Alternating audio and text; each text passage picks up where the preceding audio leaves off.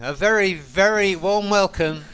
I'm not used to seeing ourselves on the screen here, but a very warm welcome from Daniel Bogas and me, Barry Russell, from the magnificent Motegi Mobility Land in Tochigi Prefecture. That's about 2 hours north of Tokyo by road.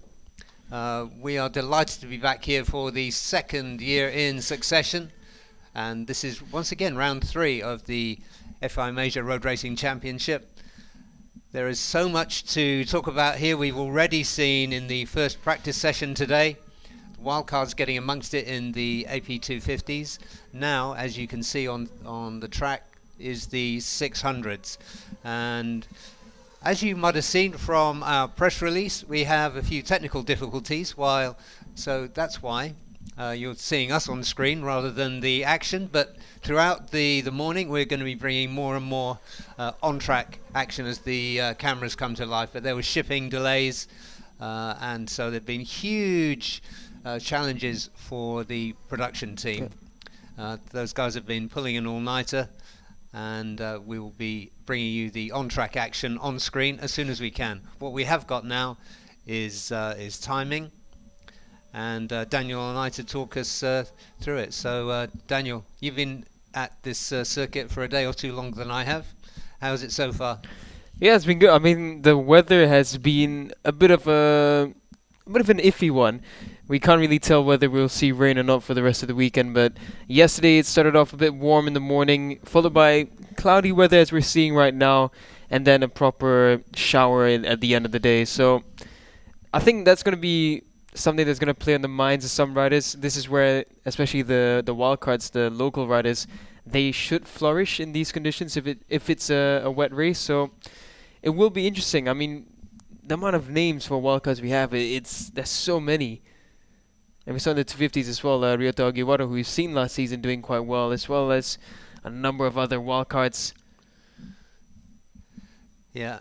And let's talk a little bit about this Motegi circuit. It's well known around, but it's got its own particular characteristics. I mean, apart from the location, which is absolutely gorgeous in these Tochigi Prefecture mountains, it's a circuit where it's got drag strips, sharp turns, second gear turns, and it's got like a flowing section from turn 5 through to turn 9. And then the final complex leading on to the straights. So a lot of it requires a lot of really hard acceleration, hard braking. So exit speed from the turns is really important. Stability under braking is important. It's a challenge for the riders, the tyres, the bikes, and how they get that balance between having the kind of straight line stability for acceleration and braking, and how they get the flexibility for the technical parts of the circuit. So I'm really excited to see how they work out that equation to the best possible effect. I remember playing this track on game many years back, and it was a dream to ride here one day. Never got a chance yet, but I mean, it is such a technical track, and I had the opportunity to drive the car on track yesterday, and yeah, it wasn't fast, but it was just slightly spirited driving. But even then, you get a sense for how the setup here is going to be the key factor. It's a tricky turn. It's got a blend of everything. The first 2 turns are a relatively wide U-turn. 3 and 4 as well is very similar to the first couple of turns. And then you go into a really sharp turn 6 through the tunnel, flow through 7 and 8, and then all the way downhill into turns 11, 12, and 13, 14. That's an intense, heartbreaking zone. Yeah, that back straight is the longest straight, 760 meters, and the speeds are not absolutely at the top potential that you might expect, because they're breaking downhill. Yep. As they come into turn 11. So we saw all sorts of action and some really kind of heart-stopping spills there last time. So yeah, a lot of challenges, and then they come into that really tricky final section. So there's going to be all kinds of action and dangers of exceeding the track limits. Just as we look down towards the timing tower there, there's a danger there that riders get themselves over the track limits. That's probably going to be the most controversial thing this weekend so far as the riders and the results are concerned. But we're in for a weekend of really exciting action.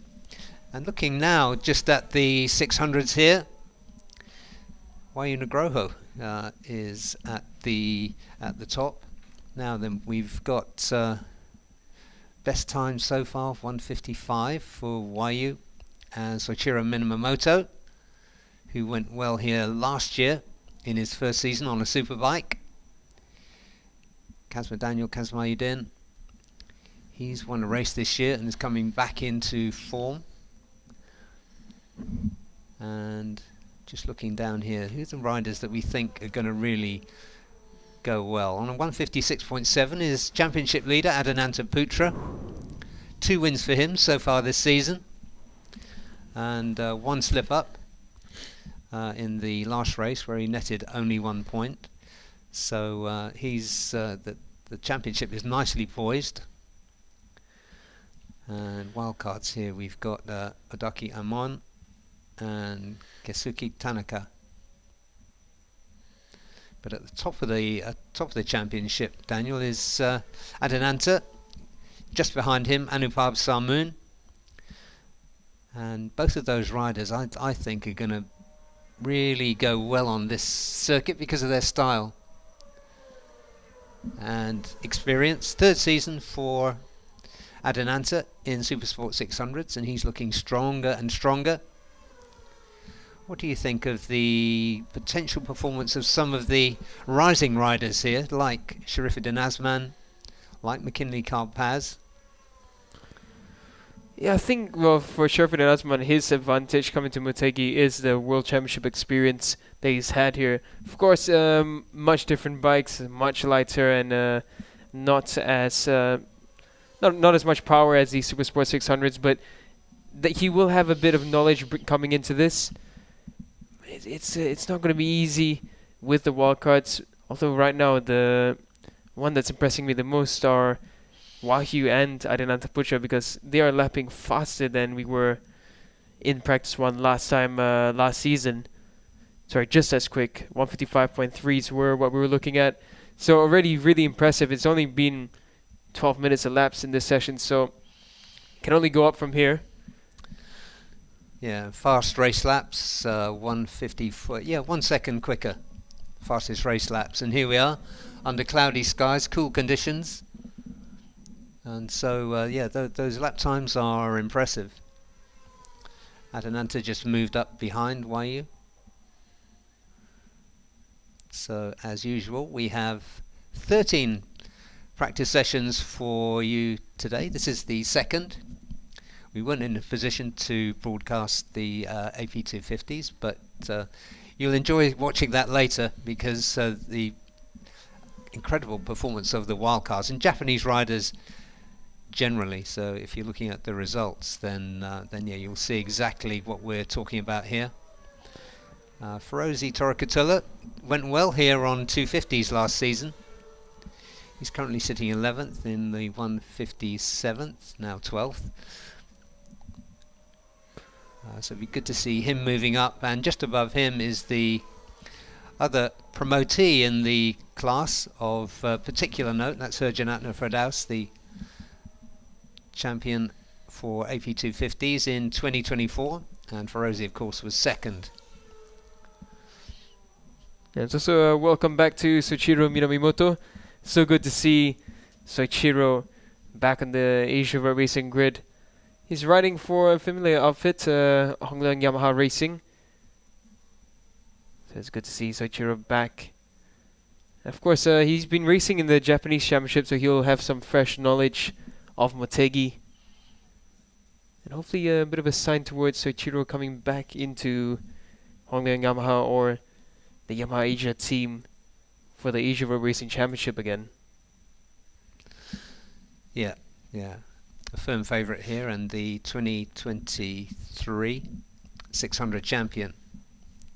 So with that kind of pedigree and local knowledge, of course, because of the particular character of this circuit, it is one of those on the global calendar that does give some advantage to home riders. But Wayu Nugroho, I'm impressed. He's still sitting there, number one, with 155.285. Yeah, fastest rider on track, and I'm just pointing upwards because there looks like two marshals zip lining from just above the out of the twin ring, I was going to call it the NASCAR circuit, but the oval that goes around here. Yeah, they were just ziplining from a platform. They're both wearing orange marshal suits, so there you go. Stylish transport for the for the officials here. yeah, it's such an amazing circuit with so many facilities as well. Yeah, and the commentary position, as you're lucky enough to be able to see, is a wonderful spot. We can't see the whole track like we can at some of the other circuits, but we're really connected. We're just one floor above pit lane. We're right on the start-finish line, and yeah, you really do feel like you're part of it rather than hovering above it at Motegi.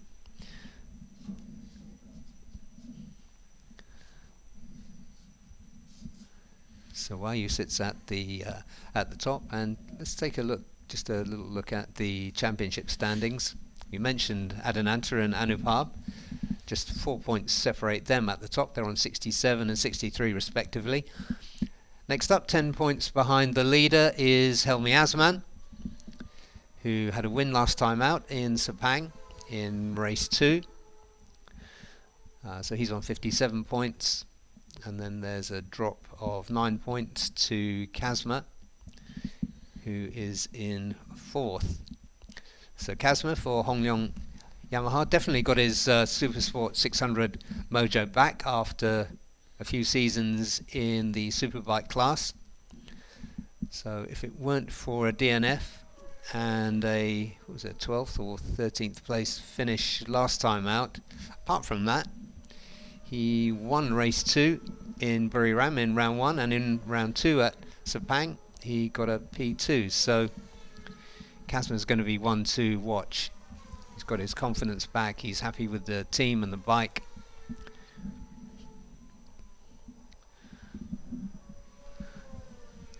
Yeah, Kazma's been looking in the best form we've seen him in the past couple of seasons.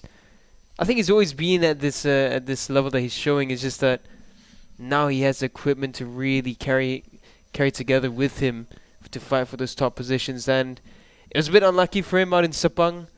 That error, if I remember, into turn 14, super unfortunate for him. So yeah, missed out on a brilliant first 2 rounds for him. Round 1 went well. So let's see what Kazma can do with 4 rounds remaining. The championship is still wide open, and this has, in Motegi has been the pivotal point for the championship last season for most of the categories. Could be the pivotal point again for the 2025 edition. Of course, yeah. By the time we get to Sunday evening, we'll be halfway through the season, so absolutely. And it was, as we'll discuss later, it was really a turning point for last season. So what else are we looking at here in the 155s? We've got 5 riders. Wayu sits at the top, and he's improving as well. Yeah. He's on a 155.008 now. So really good work from the Indonesian. Yeah, look at the amount of laps he's done. He's just churning in laps. He's done 8 laps. He hasn't come back in yet for quick stops. Oh, sorry. He has just come in now into pit lane. So a good session from Wayu. He's found a lot already in practice 1 by the looks of it. Yeah, I mean, until this point in his 600 career, which is last season and this season, we've seen flashes of what he's capable of. But this is the best we've seen of him, and he's getting pushed now by none other than Caroline Powie. So Super Kip moving up. He's had a quiet start to the season by his standards, sitting 5th in the championship with the best result of second last time out at Sepang. So he's just made a little statement there. Yeah, Helmi Osman, I think they had a bit of issues with getting that bike out. They've only just got him out on track. I'm just looking at his sector times for his flying lap. It's not looking too impressive for Helmi, so I think still a bit of issues there for Helmi, or maybe he's just on another warm-up lap for himself. We would want to see what Helmi's capable of here. Helmi doesn't have as much experience in Motegi in comparison to his teammate Kip. Kip's done Moto 3 and Moto 2 here.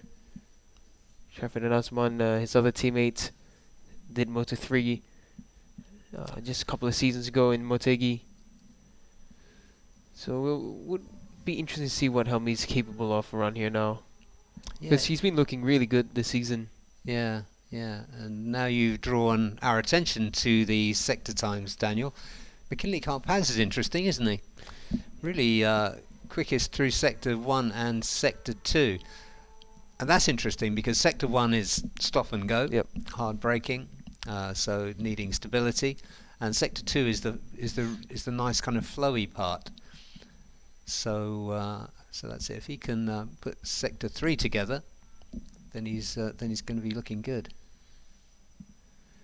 Sector 3, he's about 1.8 seconds off the time, so that's where he needs to improve.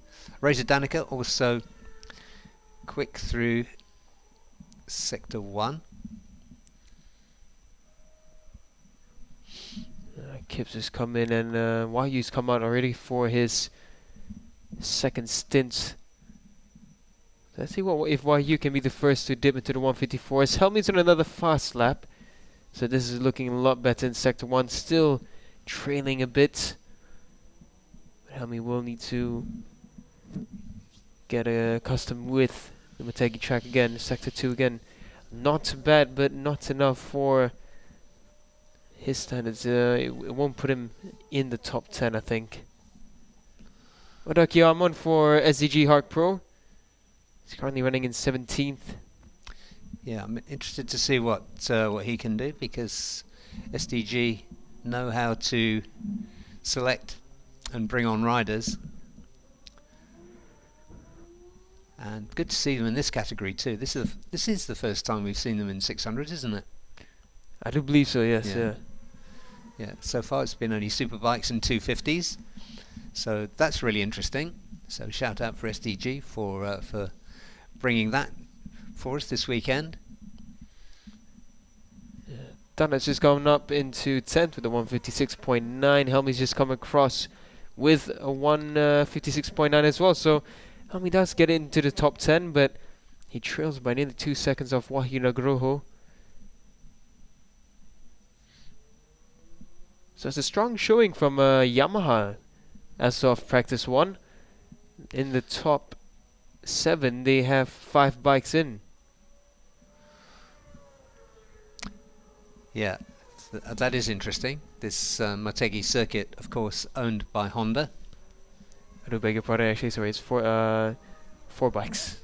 My quick mental maths there wasn't strong. Yeah, you normally do a lot better than that, Daniel. Yeah. It's unfortunate. Especially when it's predicting lap times. That's I think that's your superpower, actually. Oh, perhaps, yeah. Ooh, Helmi's done a really good Sector 1 there. 29.617. That's, I think, quicker than Kimika's. That is the quickest so far, yeah. So Helmi's on the hot one. This should be a good one. Ooh, and the fastest Sector 2 of the session. So Helmi's really on it. This could be our first 154.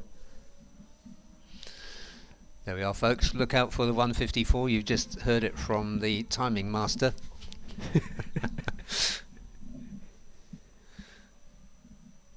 And Rocco's just on his 11th lap. So Rocco's been busy in this session. 11 laps done. He's going fast in Sector 1. I'm just watching Helmi Osman's bracket very closely. He's done another good third sector. I think he's one of the few riders who's done 28 in Sector 3. So Helmi will be coming across the line anytime soon to complete this lap. And you might see us looking towards our left, because the last turn It's right around here for us. And here comes Helmi Asman. Cross the line. Where's he? Oh, and there he goes. Right to the top. 154.8. Yeah. Oh. So we're into the 154s, ladies and gentlemen. So that's really another step forward. And a very good one for Helmi Asman, the Malaysian, for Intermission Honda Racing Team.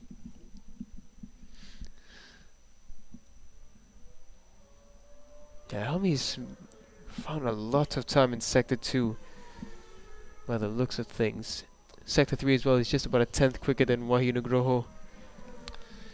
Yeah, Sector 2 is... I think Sector 2 is interesting for overtaking as well, Daniel, because there are almost every corner here is an overtaking spot, but the thing is, under braking, there's a lot of block passing which slows you down, and see, mistake on camera, that was my phone going off. But if you can overtake in the flowing sections, then you're not going to lose so much speed, so much time. Oh, Helmi's gone even quicker in Sector 2. Sector 1 is not really up to par, but Sector 2, Helmi is strong, 31.1 again. So it looks like that Honda is really handling well in the difficult sections. McKinley Carpaz moving up too. Yeah, it was a good couple of laps there between Kasma and Carpaz. 155.5 for Kasma, 155.3 for Carl Anupap on his second run as well. He's just done 156.1. Helmi Asman, the quickest Sector 3 as well. You know what? Even though he's lost so much time in Sector 1, this could still be a really low 55 or perhaps even a 54.9. Here comes Helmi Asman across the line, and on that occasion, 55.1. And that's him losing 4 tenths. See what I told you. No, but that's insane. I mean, because he's lost 4 tenths in Sector 1 somehow. But yeah. So if you do the maths, it would have easily been a 154.7. Yeah. Yeah, absolutely. So, brilliant. Pace setter, Helmi Asman. And still going really well. Oh, he's gone a 10th quicker than his best previous best Sector 1. So you know what? Helmi, in the first session alone, he's found a good setup by the looks of things, and he likes Motegi. Well, that's the interesting thing. He's now nailed Sector 1, which was where he was weaker.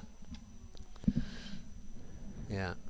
If he completes Sector 2 and Sector 3 with similar pace, we're looking at mid-54s, and yeah, the pressure's on for the rest, because if Helmi starts to pull the... Oh yeah, he's gone a bit slower in Sector 2, so I think a bit of experimentation going on for Helmi Asman right now. I think he's just giving different lines a go, testing the braking points, because the turns are a bit tricky, especially at 1, 2, 3, 4, and as you go into through the tunnel into turns 5.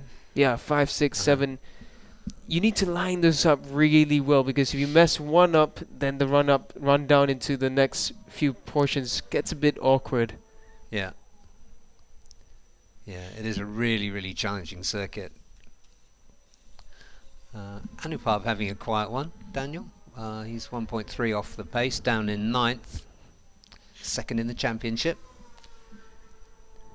Yeah, I am surprised that we're not seeing Anupab and Kasma a bit higher.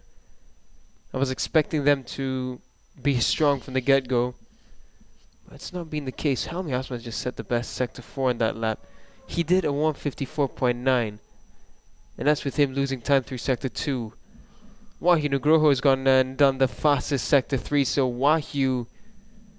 Wahyu's on course for a 54. This should be a 54.8 or a 7 coming from Wahyu Nugroho. So Wahyu, this is the best we've seen of Wahyu in a practice session. Yeah, absolutely, yeah. In 1.5 seasons in the championship, yeah. 54.8 there for Wahyu. Yeah.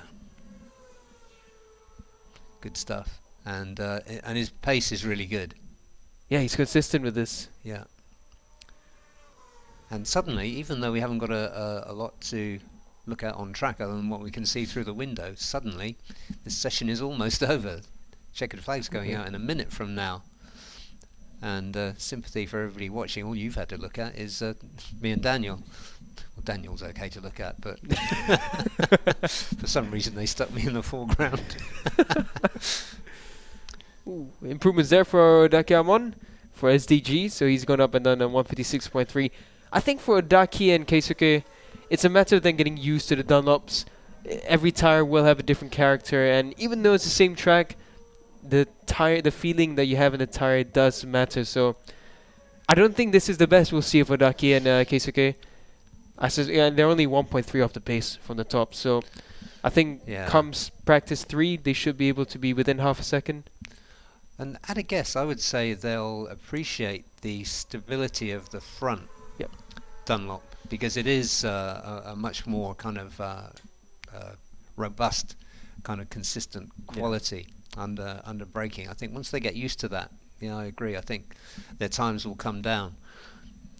Yeah, the Dunlop tires, it's an interesting tire. I remember the first time I rode on the Supersport Dunlop compounds. At first, it feels very different from any other tire, but once you understand it, it does exactly what you want to do. And I think it will come for Daki and Keisuke. For now, we got some good sector times coming in. Kazuma, Soichiro, they're on good ones. Anupam, not too bad. Keisuke as well, he's going a bit faster, so... Yeah, this is the last time around for everyone. The checkered flag's been waving there for the last half a minute or so. Good session from Kip though. This is much better. Kip has been putting in the work on the 600s, and I'm happy to see Kip back on form as well. Odaki's on a decent one as well. Yeah, Sector 2 was good. Sector 3 decent. Kyle's going quick as well through Sector 2. Kazuma and Kyle have been running this session together. Keisuke goes across the line. He's improved, but Odaki goes even quicker. 156.1 for Odaki Amon. He trails by just 1.3. So good job there for SDG and Odaki, and decent start to the proceedings for Nitro Ryota Racing and Keisuke Tanaka. Yeah, and Kazuma just jumps ahead of his teammate there. Last time around, 155.349 for Kazuma and 155.365 for Kyle. So good work by those two. Not quite as good as the work done by Helmi Asman. Yeah. On a 154, all with the fastest Yamaha. 154.8 for Helmi, and just 19th hundredths slower is Wayne Nagroho, who is the quickest Yamaha. So great work by those two. Yeah, mind you, Helmi had the least track time of any rider on track, so great job by Helmi and Idemitsu Honda Racing Malaysia to get that bike out in time for the session. No idea what happened that delayed his entry into practice, but whatever they've done for this portion has worked very, very well. Yeah, his pace looked good. And Wai also was not just a kind of one-lap wonder. His pace was good throughout the session as well. So that bodes really well. So let's just run down what we can see on the screen here. And I think that is the complete field of 15. So it's Helmi Asman at the top, 154.825. And as I said, just a touch slower, Wayne Nagroho in P2, Carolyn Powie, 154.9. So really tight at the top. Then there's a drop of about 0.4 to Kazuma Daniel, 4th quickest. 5th, McKinley Carl Paz. 6th, Adananta Putra. 7th, Soichiro Minamoto. And then it's Sharifuddin Asman in 8th. Odaki Amon in 9th, 10th Anupab Samoon, Keisuke Tanaka in 11th, Reza Danica Arens 12th, 13th Tanak Long Pliao, 14th Herjan Atna, and 15th Jakripat Butisan. So that is the 600s done. That was the second session of the day. We're going to be back in not very long from now, about 7 minutes, with the first session of the day for the ASB 1000 class. We've got lots to talk about there. Lots of interesting wildcards, a really fascinating field. So stay with us and we will bring you more timing screens and hopefully some pictures as well from the circuit. So thank you for staying with us. We're at Motegi for round 3 of the 2025 FIM Asia Road Racing Championship. We'll see you in a few minutes.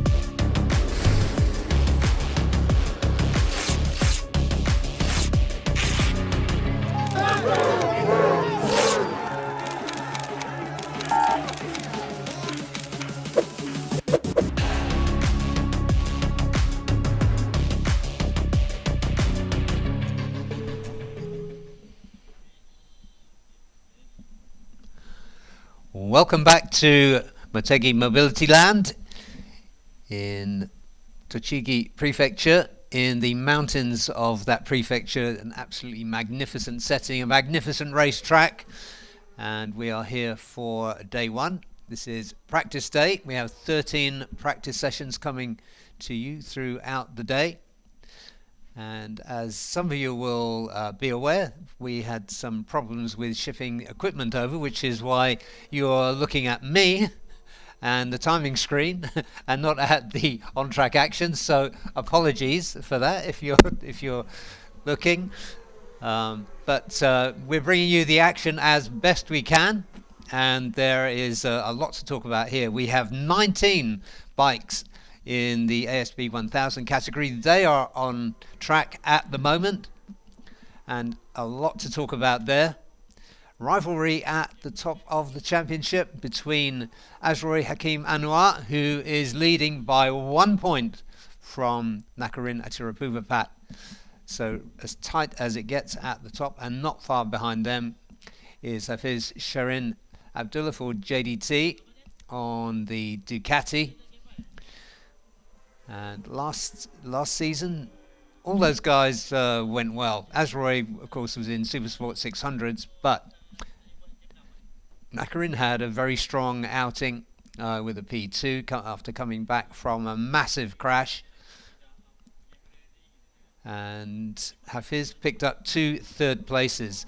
And so I was talking with Daniel, who's downstairs currently looking for people to talk to in pit lane. So we will be bringing you something other than the commentary box on screen.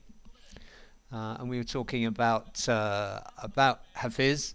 This is his second season on the Ducati. And so they've got more data for the bike. They've got data specifically for this circuit. And so personally, I expect him to go really well this weekend. Of course, he's got the MotoGP experience at this circuit, as well as what he's doing here in ASB 1000.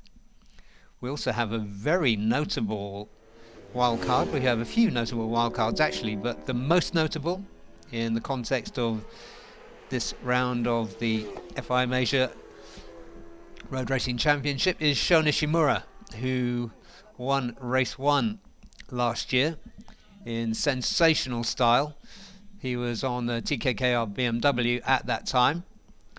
This time he's going to be aboard a Honda for Japan Post Honda Racing Team. So a different team, but the same rider.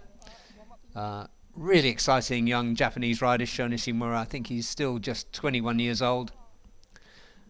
And so he's coming in with a lot of determination, on optimism this weekend that he can do something special. And other wild cards, they're all pretty notable really. Just to run through them here. Ryosuke Iwato on a Kawasaki for Kawasaki Plaza Racing Team. It's a few seasons since we last saw a ZX10R in the championship, and as a frequent Kawasaki rider myself, I'm very happy to see a Kawasaki on the grid here this weekend, and hopefully it won't be the only time this season. But a lot of these riders have been here been with ARRC in the last few years, including Toshima Rei, Shota Ite, and Akito Haga, we saw last time out on the team Tatara Aprilia. And also on the Aprilia is Wadaruka. So we got 2 Aprilia RSV4 1100s. And let's just walk through what we can see on the timing screens at the moment. Right from the first flying lap, Nakarin Atirapuvapat was top. His best time 152.070, so actually just a 152. 3 tenths behind him, his championship rival Azroy Hakim Anwar. And then, best of the wildcards, Murase Takeru. And then it's Hafiz Sharin on 152.8. So 0.7 at this very early stage in this 40-minute session. We're just 9 minutes in. 8 tenths of a second, splitting the fastest 4. and then it's Aslan Shah Kamaruzaman, Ryosuke Iwato, and then Zakwan Apiwat, Aslan's teammate. And then we've got Shun Ishimura, Motoharu Ito, Shota Ite, Toshima Rei, Wada Ruka, Akito Haga, and Lachlan Epis. So, lots to look at on the timing screens. And just to go back to the championship positions for a moment. So, as I said, we've got 1, 2, 3, Azroy on 71, 70 points is with Nakarin, and 67 points for Hafiz Shirin, who has been on the podium 3 times, a third and 2 seconds, 2 seconds at Sepang in the last round, and a 5th place. So consistency has kept him in the hunt, whereas in terms of wins, Nakarin got a double win in Buriram in round 1, and Azroy got a double win in round 2. So quite unusual really, although having said that, we did see a double win for Yuki Kuni for SDG Hark Pro last year, last time we were here.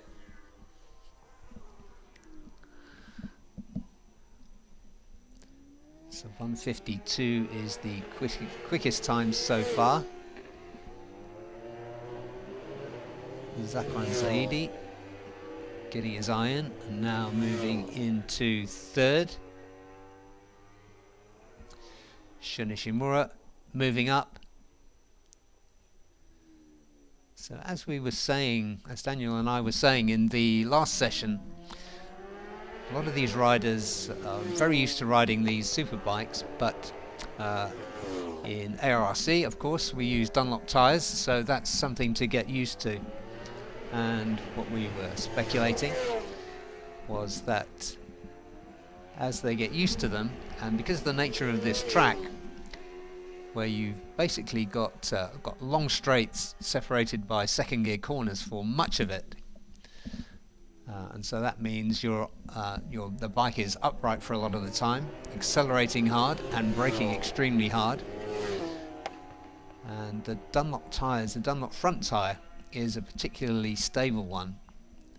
And so I think as they get used to them, we'll see the wildcards in this category, the ASB 1000s, get stronger and stronger. Marase Takaru, currently 4th as I was speaking. He was pushed down into 5th, but he was pushed down into 5th by Shota Ite. So that is just a little sign there that the wildcards are going to be making a statement this weekend and shaking things up. And I know it's frustrating for the regular riders when wildcards come in and take big points away, but for us who are watching and enjoying the spectacle and the competition, it's absolutely fantastic. And there is no country better to come to than Japan if you want some really good wildcards. And that's because the domestic series here, the MFJ, is such a strong series. And as a Brit, I've often compared the quality and the nature of a lot of the tracks with British Superbike. Just looking down pit lane here, so I can see the 64 of Ryosuke Iwato on the Kawasaki. See, the Kawasaki caught my peripheral vision there. Just cruising through pit lane. And just flying through there, I think was Nakarin Atirapuvapat, still at the top.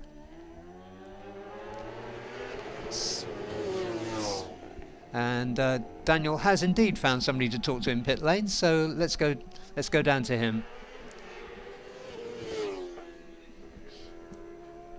So I'm on the grid I'm in the pit area for the ASV 1000s right now while they're out on track.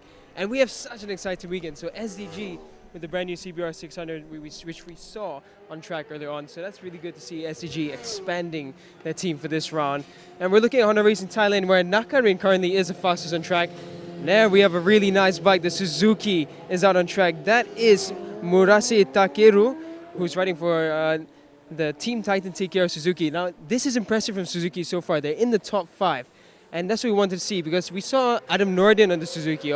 Granted, it was a brand new bike, brand new team, so they're still getting used to the setup. But as it stands right now, Nakarin's team, Honda Racing Thailand, on top for the ASV 1000s. Impressive for Nakarin. He's just come back after a couple of runs in the Moto2 World Championship. Here we have Astro Honda, who went around well with Adinata Putra Rijinana, getting used to the 600 still this season. He is the rookie in the class. Hafiz Sharin, who we expect a good weekend from.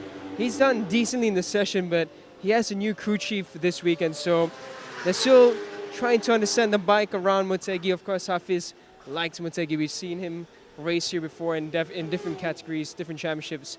Comes now with the beautiful Ducati V4R. So we'll let Hafiz have his little break there in the garage. Servitor Team Asia with Lachlan Epis and Choyu Jo, both of them out on track. Here's Hassan Shah. He's getting ready to head out once again on the BMW M1000RR. Beautiful color scheme that we saw introduced last round in Sepang. So they're just making some adjustments there.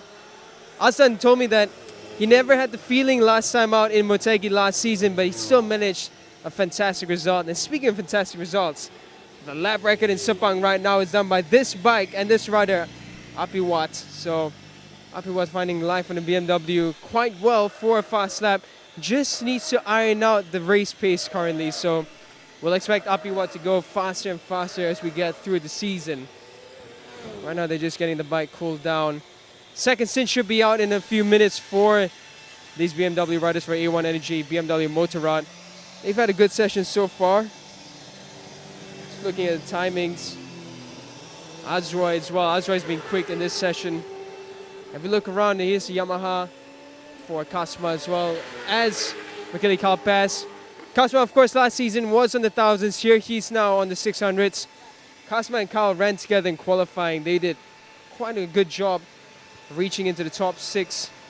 The Yamaha is looking quite good for this Motegi round. Of course, it's going to change as we go through the practice rounds. Here we have Honda Racing Malaysia. Now there's Zakwan Zaidi's bike. Here's Azroy.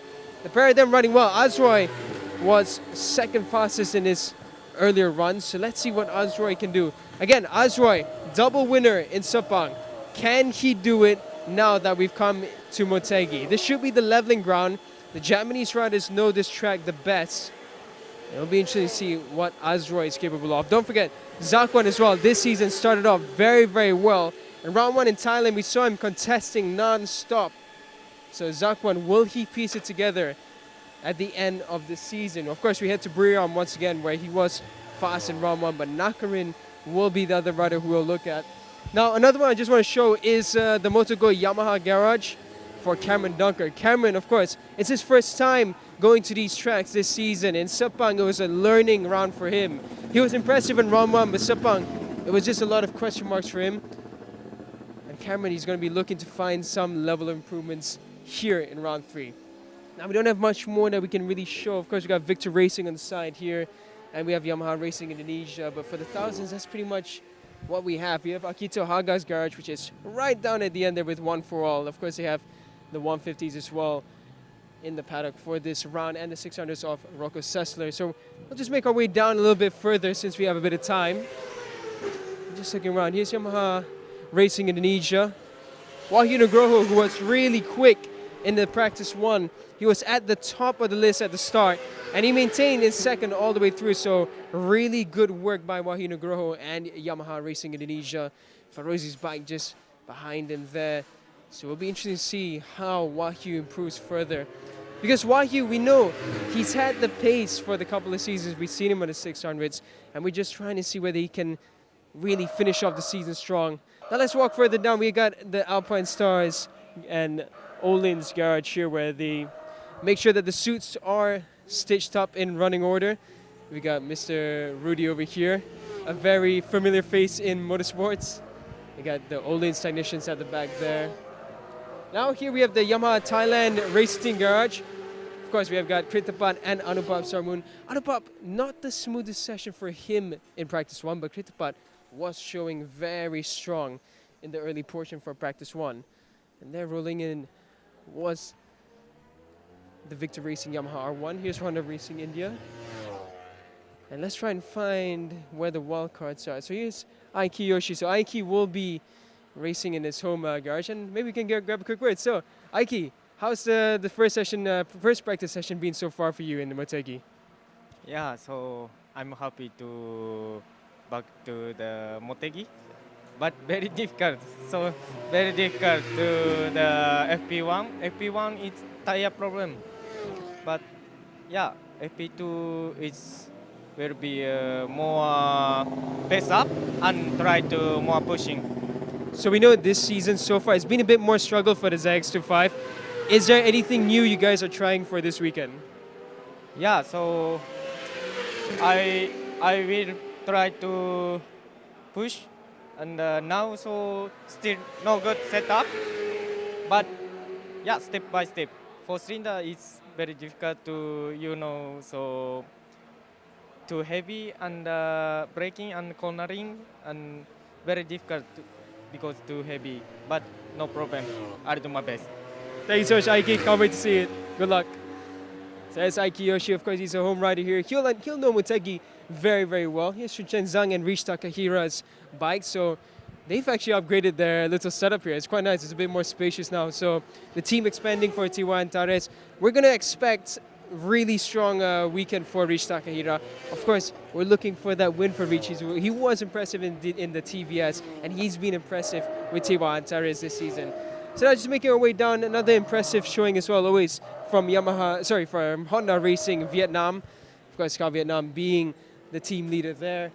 Here's Yuzi Estremo for Amador Risi as well as Charles Chazras. They've been looking good this season as well. Now we make our way further down on the Elephant HP 969 garage. Of course, Fami Bassan's bike over here. Murabil Vitoni's bike over there. We saw Murabil, who was super impressive in the 250 class. Murabil showed really, really strong in practice 1. And it's been really good for Murabil because we've been waiting for Murabil to climb into the Quadrilitre class and really show what he's made of. And I think Elephant HP 969 have really packaged this bike and this team so well that Murabil will be able to contest for top positions. And it's coming. If practice 1 is anything to go by, he's going to be impressive this weekend. Again, another impressive showing from Galang Hendra. Of course, Galang Hendra, the well-experienced Indonesian rider in the World Championship back in the days of World Super Sports 300s.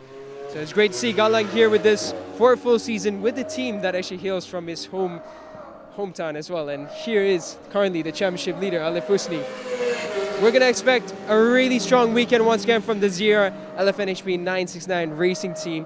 This is currently the championship leader. So what can be done? It's been non-stop victories, a hat-trick of victories actually. So it will be impressive. Next to him, Gupita Krishna, another strong rider in this field, and the strongest start for him for the past few seasons so far this 2025 season.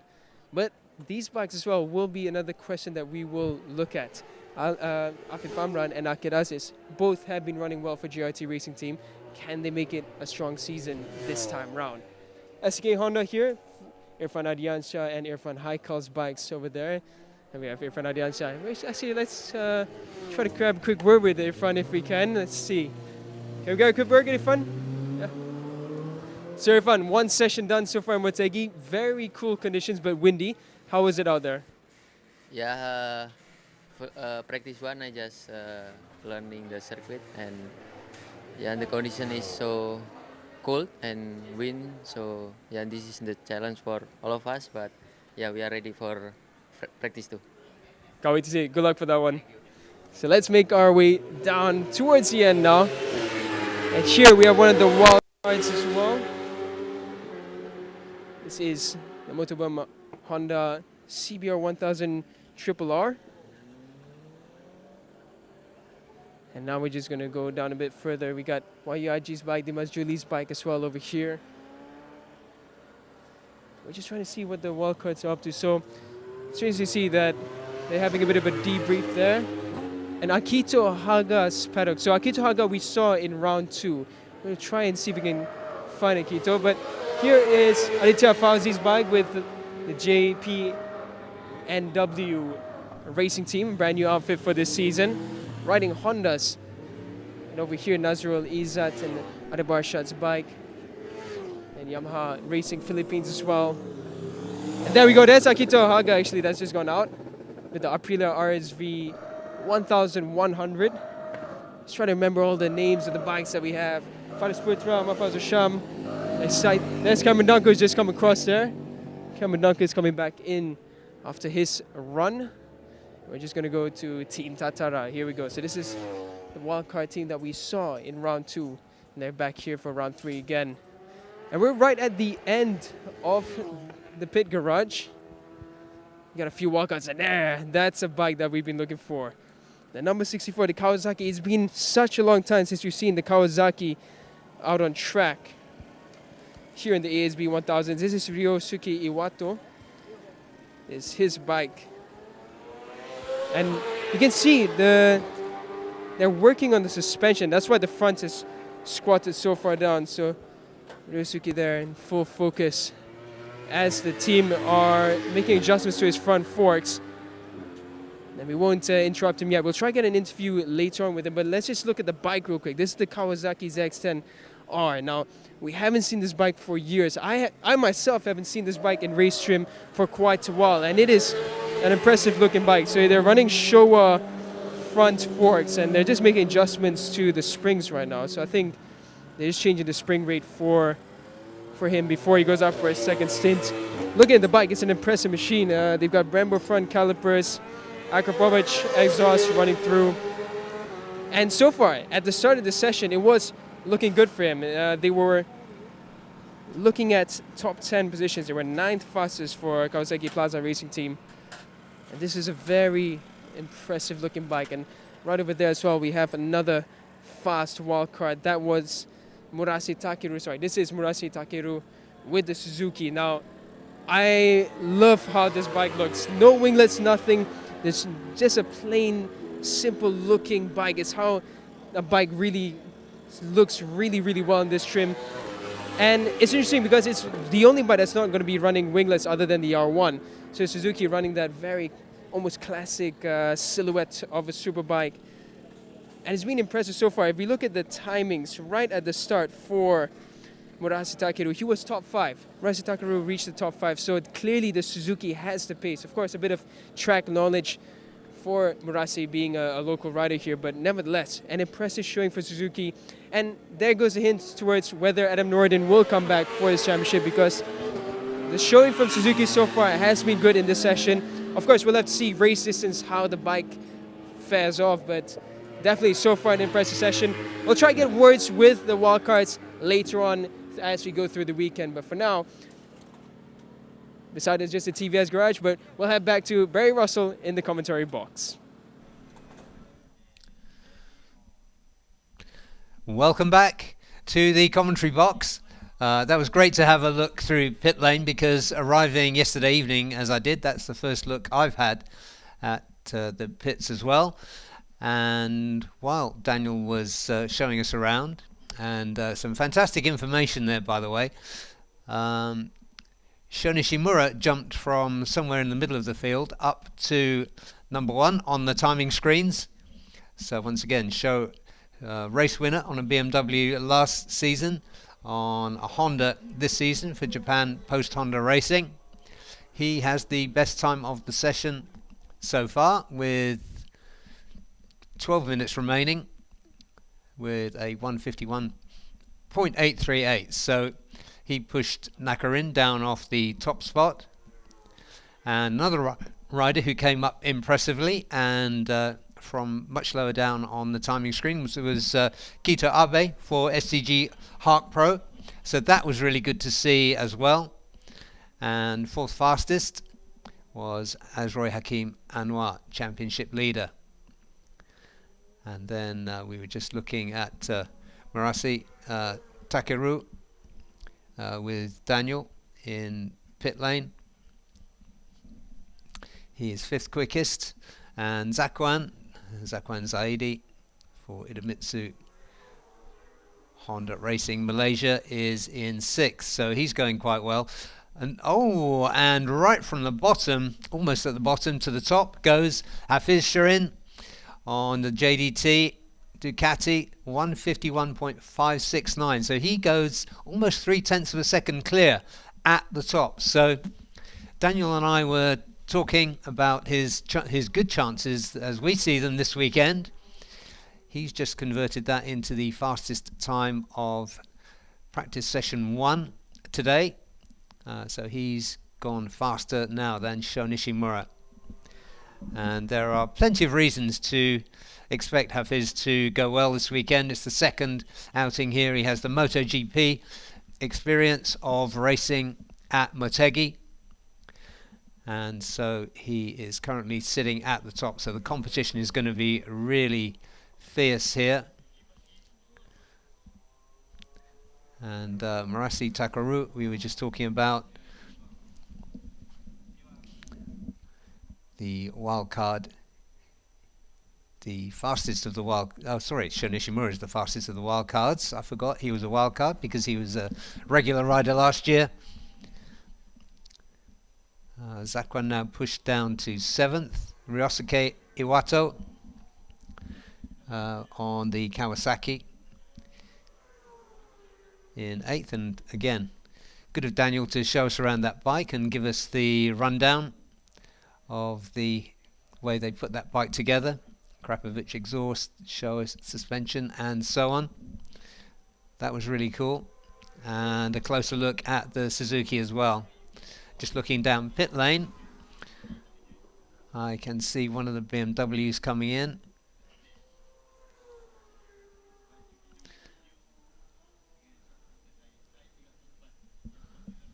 And just going out, I think that is Lachlan Epis. Lachlan Epis, the Australian, on the Savitar Racing Asia BMW, number 83. Currently 12th with a 153.3. Sho Nishimura has just gone a little bit quicker. No, I beg your pardon. Hafiz has just gone quicker.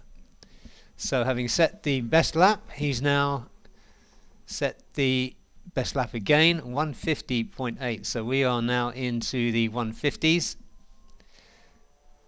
with Hafiz.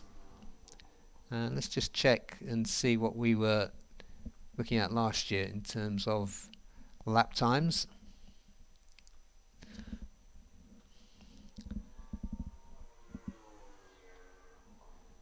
So lap times, we were in the 140, late 149, so around about 150. So that's a second slower than the best time in race 2, which was in fine but cloudy conditions last season. So at this early stage, in, as I said, cool conditions, and the first session of the day, that's a pretty good time. And I'm just noticing Azroy Hakim Anwar for Idemitsu Honda Racing Malaysia going out for another stint.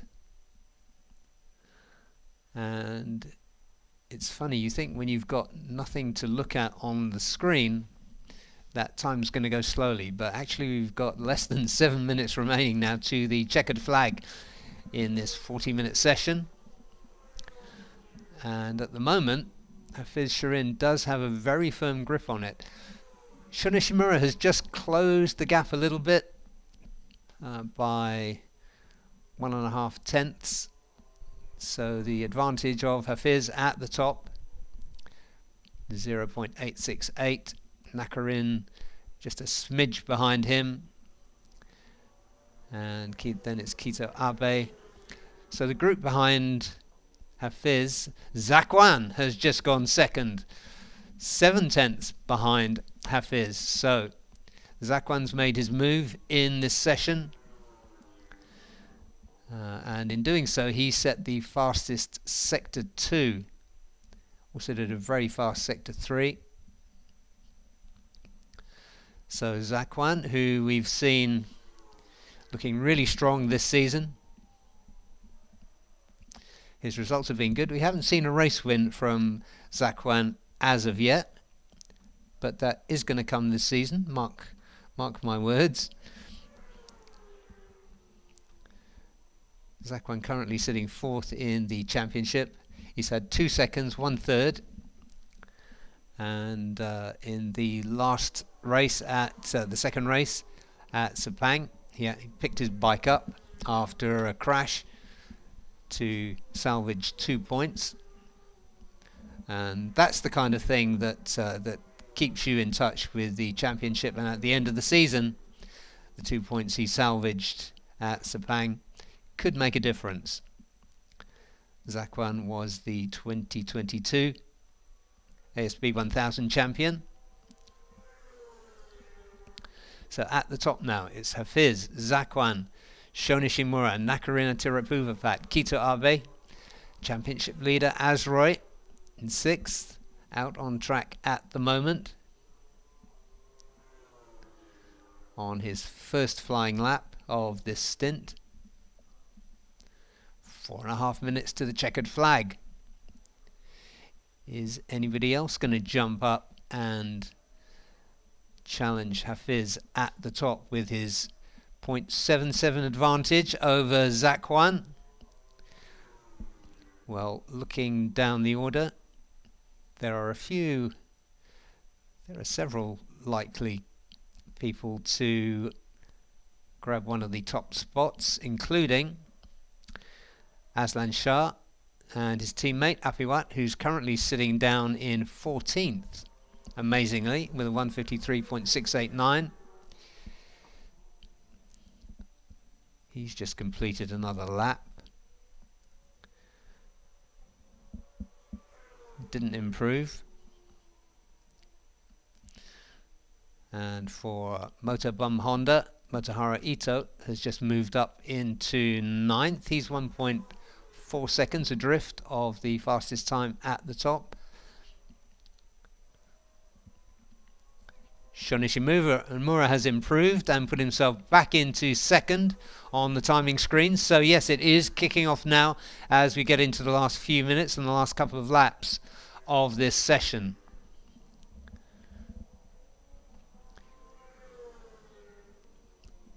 Hafiz, I'm not sure whether he's out on track at the moment. Time screen just refreshes and we will soon see. Shonishimura, a decent sector 1 on this current lap. Shota Ite looking good and improving. 1.2 seconds off the top now for Shota Ite. Murase Takaru not going to improve this time around. He's going to have another lap. Toshima Ray goes through for Dogfight Racing. He's currently down in 12th. So let's see.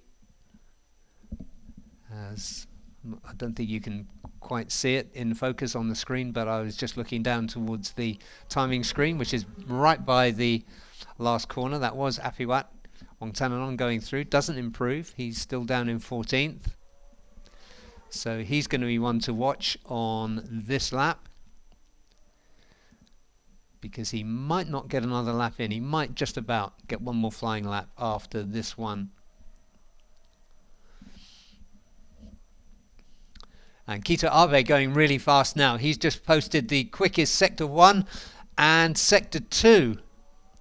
So Kito Abe for STG Hark Pro.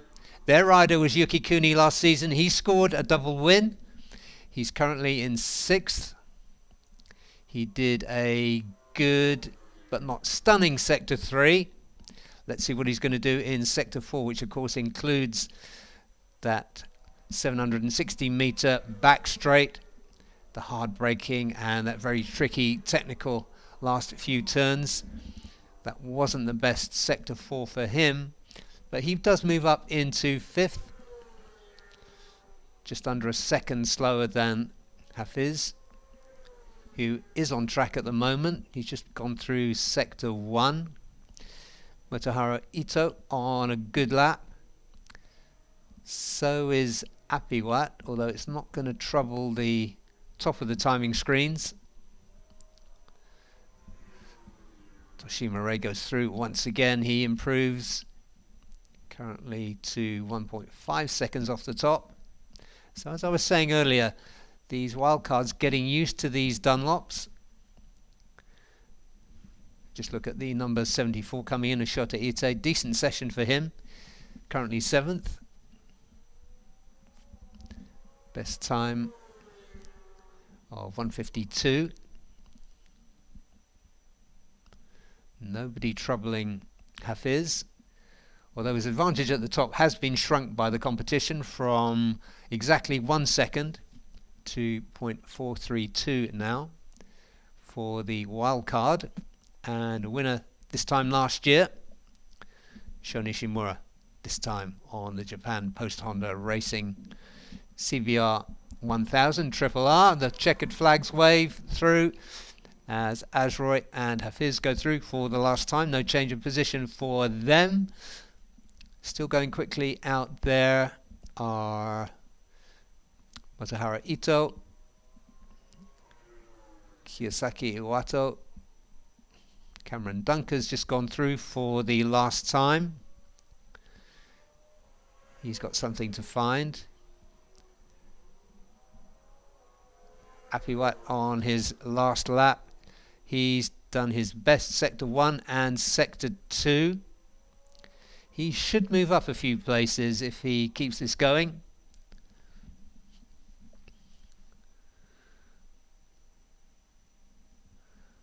But I think the top positions here are sealed.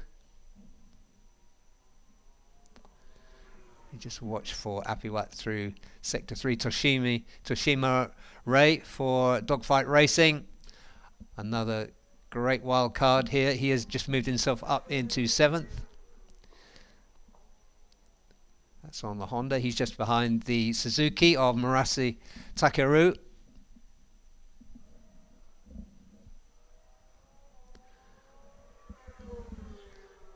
Apiwat just goes through, only improves slightly. He's got 1.9 seconds to find on Hafiz at the top. Lachlan Epis comes into pit lane, and just in the distance I can see the very hard working and multiple thousand stepping Daniel Bogas making his way back down in this direction as well. But that was a fascinating session. As predicted, I hesitate to say predict because that usually goes horribly wrong. But Hafiz Shirin for JDT Racing Team did top that session by a very significant margin for a class as competitive as this. And looking at top speeds that are set on that long back straight, top speed goes to Wadaruka, and that's on the Aprilia. Well, we know the Aprilia is a fast machine. Those two riders on the Team Tatara Aprilia, Wadaruka and Akito Haga, both in as wild cards, though we did see Akito in Sepang. And again, just staying on those top speeds, that was 274.8 for Wadaruka and 249.4 for Akito. So a surprising difference between those two.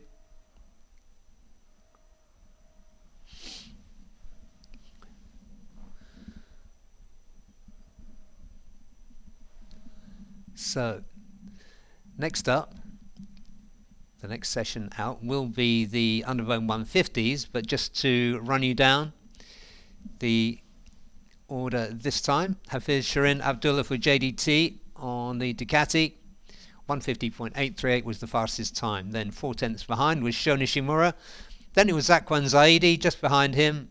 And then Nakarin Atirabuvapat, Kita Abe, Murase Takaru, Toshima Rei, Shota Ite, championship leader Azroy down in 9th, Motohara Ito 10th, 11th, Ryosuke Iwato, 12th, Aslan Shah Kamaruzaman, 13th, Apiwat Wongtananon.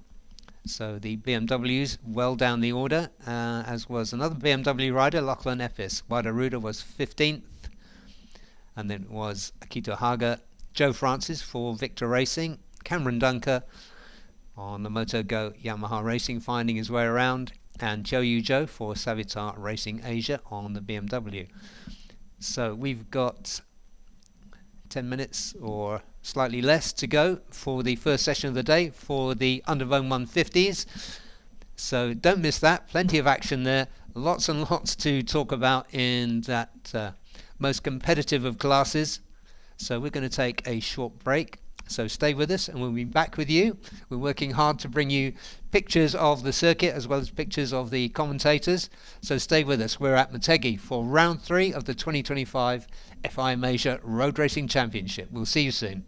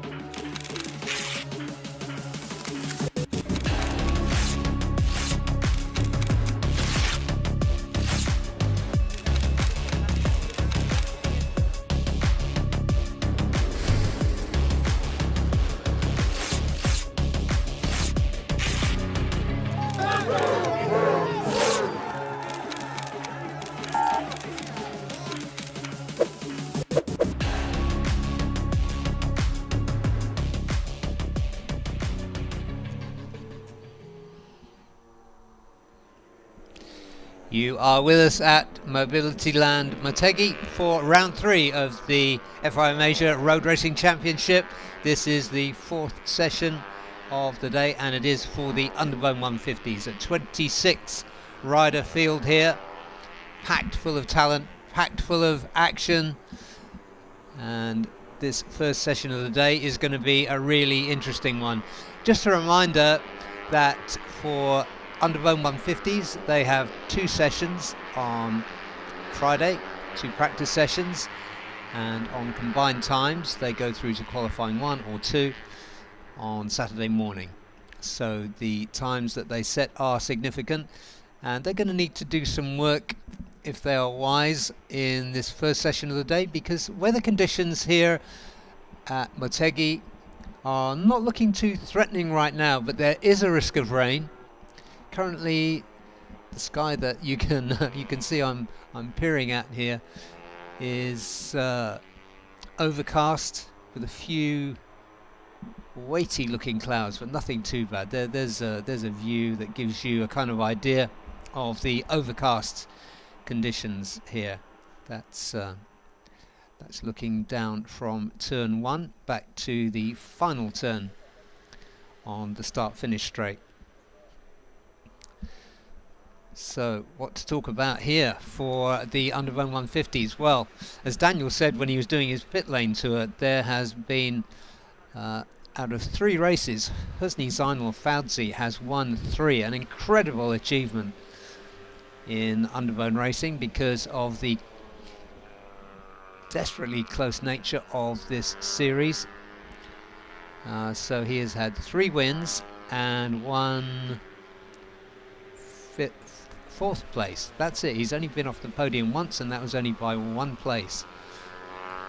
So incredible run for the Zaya LFN HP 969 of Husni Zainal Fauzi, and good to see back alongside him in the Zaya LFN HP 969 team is Gupita Krishna, a former 2 times Underbone champion. The Indonesian. Something of a legendary rider. I know a lot of the riders, particularly the Indonesians, look to Gupita for inspiration. He is one of the senior riders in this class now, but so motivated, so determined. As we just look at who is going really well now. Well, Husni Zainal Fauzi is going well, no surprise there. He's done a 2:18.924 early on in the session. That was on his second flying lap. That's just 0.04 of a second slower than Fahmi Bassam, the 2024 champion. And just another couple of hundredths behind them is Akid Aziz. And then in fourth place is another 2 times Indonesian ARC champion, Wahyu Aji Trilaksana for Racetech 60. Now in his second season of running his own, second or third season.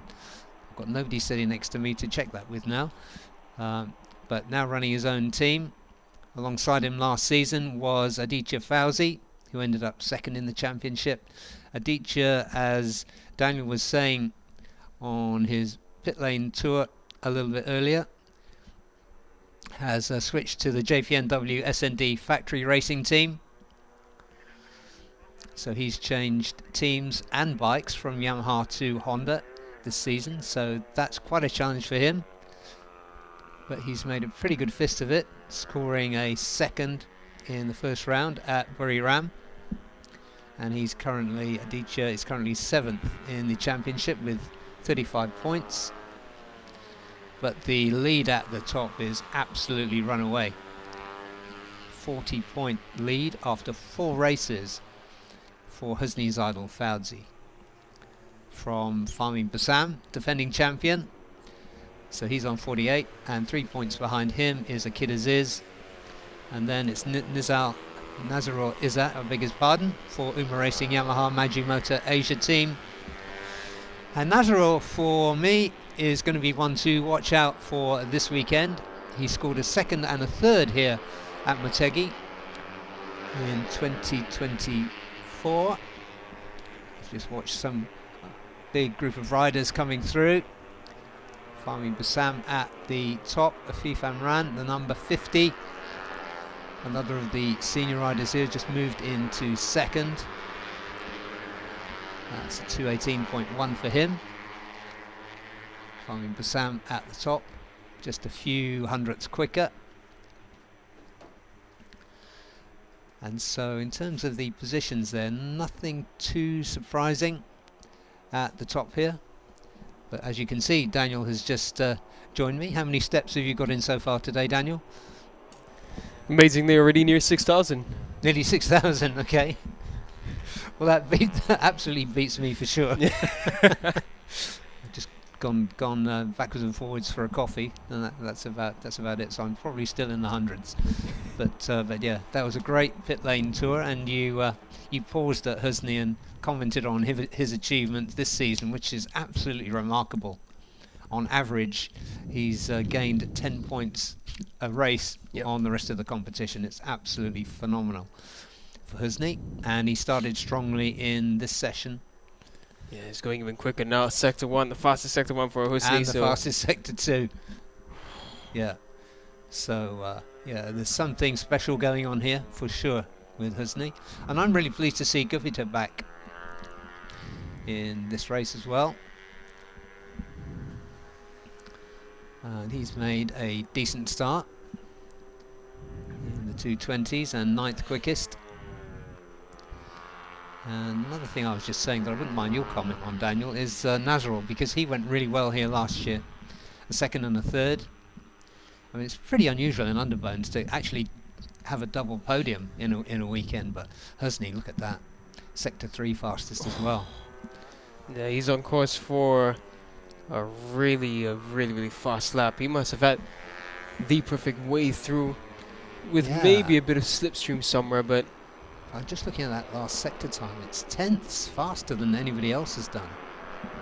he's done the highest top speed as well, 174.1. And he's coming across the line now. Yeah, he did get a good slipstream. 2:16, and we do have Wow. on-track footage now as well. There we go. So just in time for Husni to see it. Yeah, we're told that so far there's only one camera only, but that is a step in the right direction. And yeah, and honestly, for all you fans out there, we do appreciate you staying with us, and we are bringing the cameras into action as we go. But just to recap on the reason why you're looking at me and Daniel rather than what's happening on the track, is because there was some delays in the shipment of the equipment.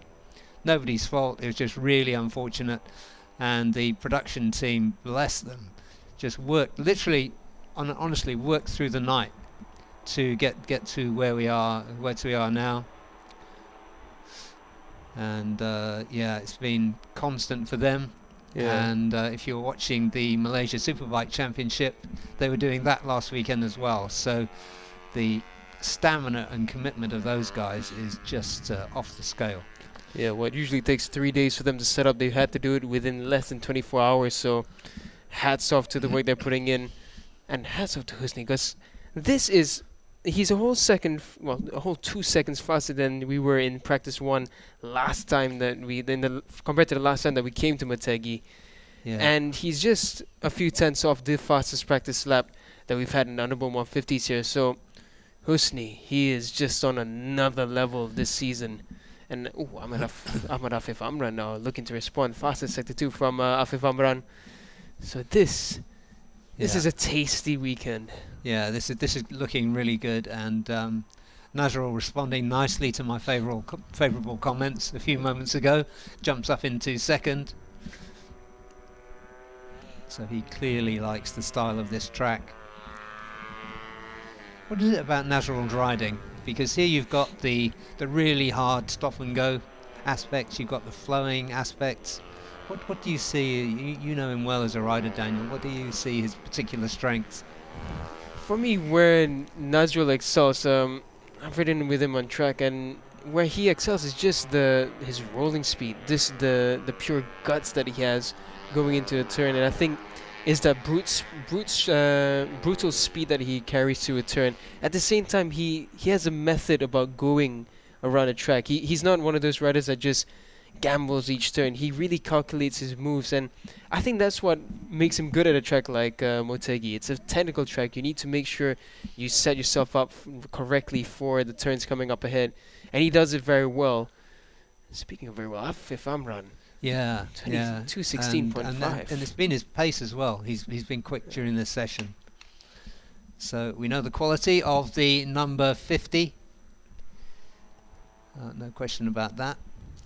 So yeah, Afif Amran looking really good too. Another rider not currently showing in the top 15, but who you can expect to go well is Fazrul Sham for Cardinals.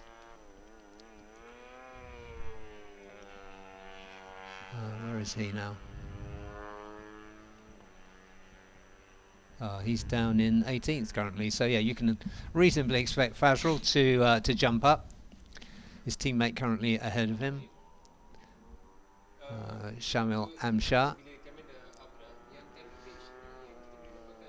But my goodness, you've got some quality in your top 10 there. Husni, Afif, Nazrul, Fahmi, Wayu, Pirapong, Akil Aziz. You've got champions galore in the top 10, and just outside that, you've got Aditya Fauzi, as we were saying, who's going extremely well on his new Honda ride, having switched from the Yamaha of Racetech 60 to the Honda of JPNW SND.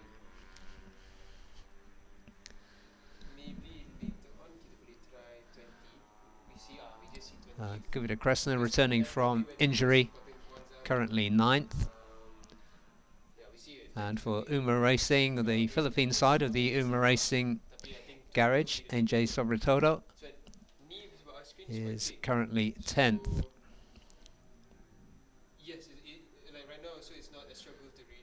And staying with the Filipinos for a moment, in 13th and 14th we got Jonathan Emerson in Gito, April King Moscado. Lots of quality coming from the Philippines there. Currently 17th, Masato Fernando for Kobe SEC Yamaha Racing. A rider who's always quick, a veteran rider in the class now, and we're always expecting great things from Masato Fernando in terms of results rather than just lap times. But incredibly, he hasn't scored a single point. He's got 2 DNFs and 2 0-point finishes so far this season. So always one to watch out for, and an easy one to watch out for when you see them on your screen, because he's got that nice minty green kind of colour to the bike. So yeah, Husney, his advantage at the top has been cut by Afif to 0.4 of a second. Nazarul the best of the rest. So Husney on 2:16, almost 2:16 dead, then 2:16.5 for Afif. Nazarul 2:17.8, so quite a drop to Nazarul. And then Fahmi, Wayuaji, Pirapong going well, 14 1 for all. Akid Aziz, Afif's teammate, a tad slower than second or slower than him at the moment. Aditya Fauzi moving up into 5th. So you can always expect him to do well. His first full season was 2024, when he came in for Race Tech 60, and he ended up finishing 2nd in the championship, challenging all the way through. Now he switched to Honda. Daniel, again, I'm going to pick your brain on Honda versus Yamaha comparison in Underbones. How do they look? It's hard to say. I mean, back in the Malaysian Championship, we get 10 rounds to see how they compete against each other. Back in the day, you would really say that the Yamaha had a slight advantage. It still has that early torque, so the Yamaha has really good exits. But in a track like this, where that early torque gets relegated the second you go into the next 100 meters, I don't think there's much of an advantage for Yamaha anymore, because the Honda, what we know from the small tracks, is that it just handles a bit smoother. It's a bit less wild on through the turns than the Yamaha.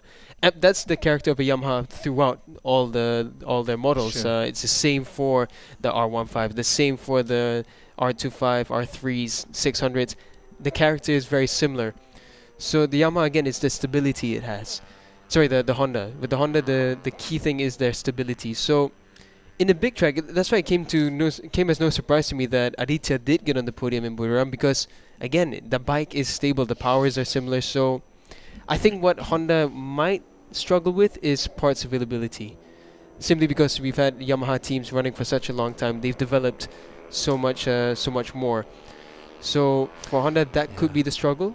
Yeah. But Aditya making the most of what he has, and he's done a fantastic job. In Indonesia as well, with his team, they've been doing very well, fighting consistently in the top 10s, top 5s. Yeah, interesting stuff. And it's good to know your point about the development, because the Yamahas have tended to have the quickest riders on them as well. Yeah. So that's always good for development. But yeah, it's just funny how that DNA of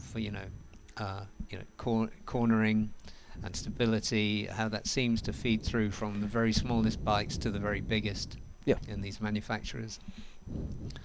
Yeah, I've had the pleasure to ride most of the Yamaha and Honda models, and I mean through the similar years, and yeah, it's as you say, the DNA that they have it carries through with everything that they do, and it's quite impressive. Yeah, so what are we looking at here?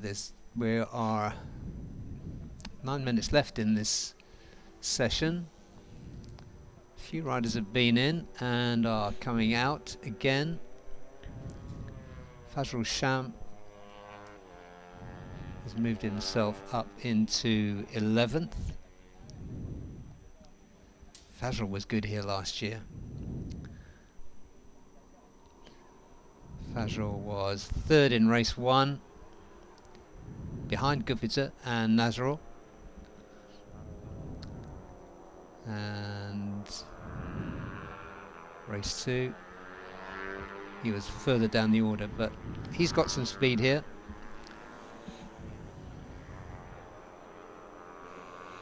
Yeah, I think we can always count on Fazal to put on a good show. And the last time we came to Motegi, he went around here pretty well. He has that experience and that little bit of a technique that he carries through. So I expect Fazal to come strong. We got a bunch of riders coming out from pit lane for the last 8 minutes around this beautiful Motegi track. So they should get in about 2 flying laps.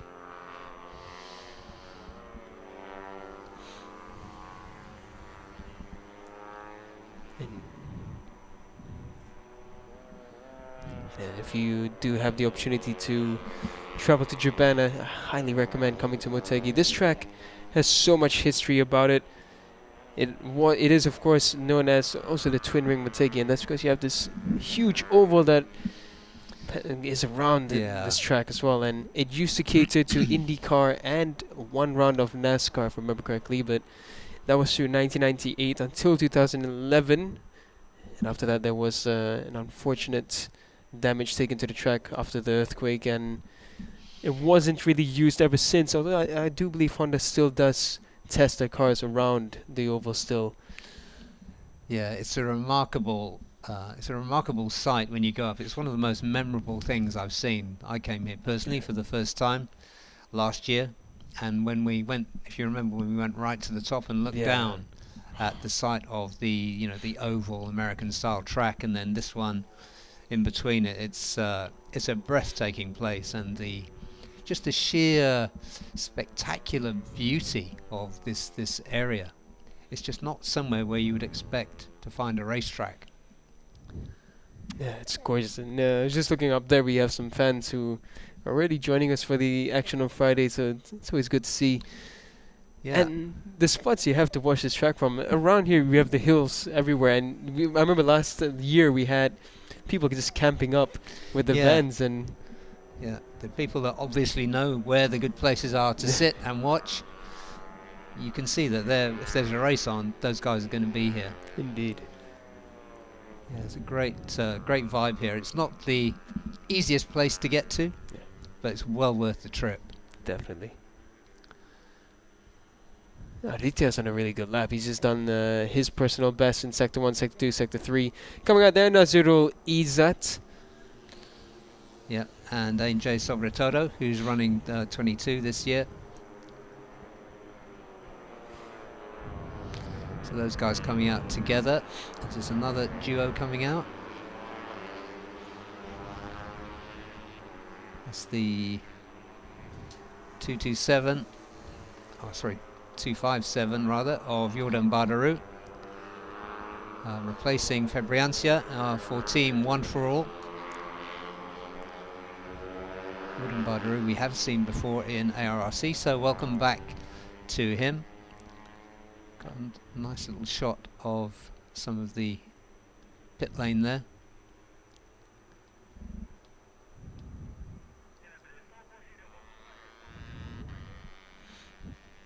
So, cameras coming into action.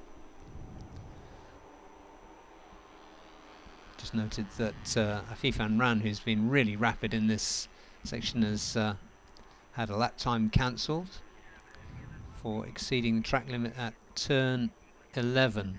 Turn 11 is at the end of the long back straight where they're braking downhill. It's a very, very tricky area. And so he ran off there, but the real track limit trap here, if I can call it that, is the final turn 14 that leads onto this straight. I'm just looking in that direction now.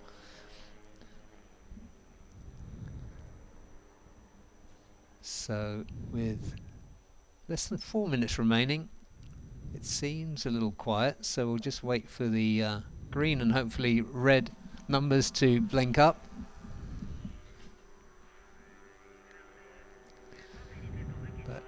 Husni Zainul Fauzi.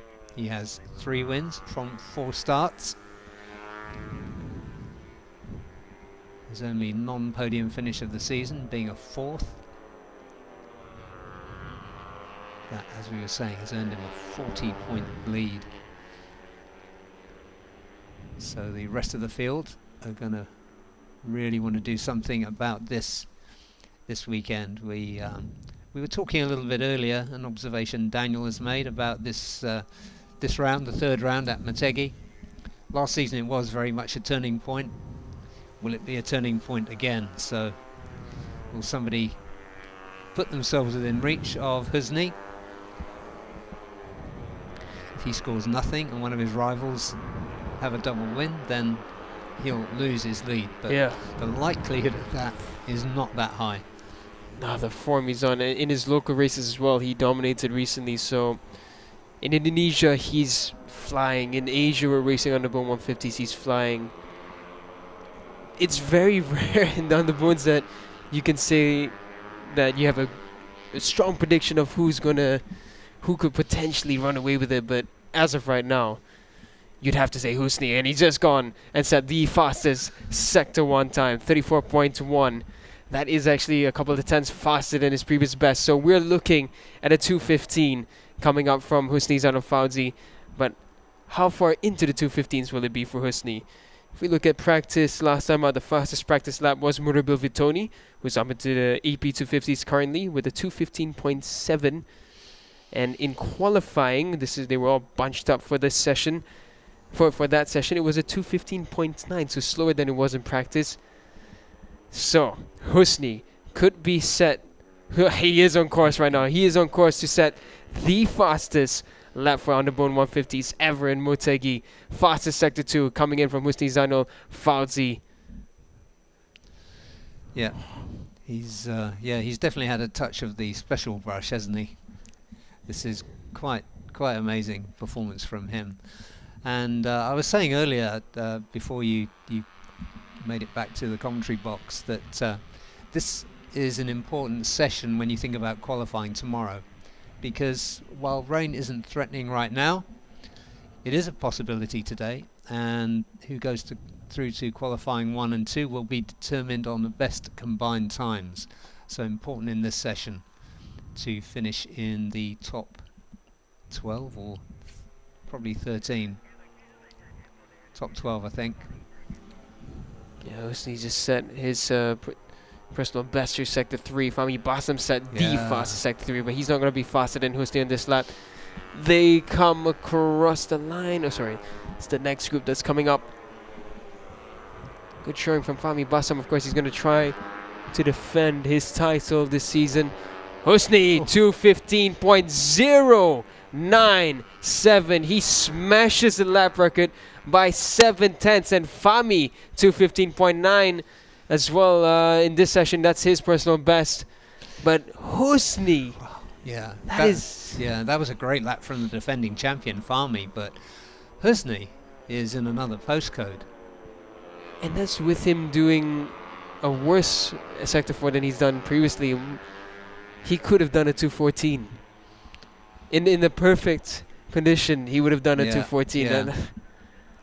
Husni, unbelievable.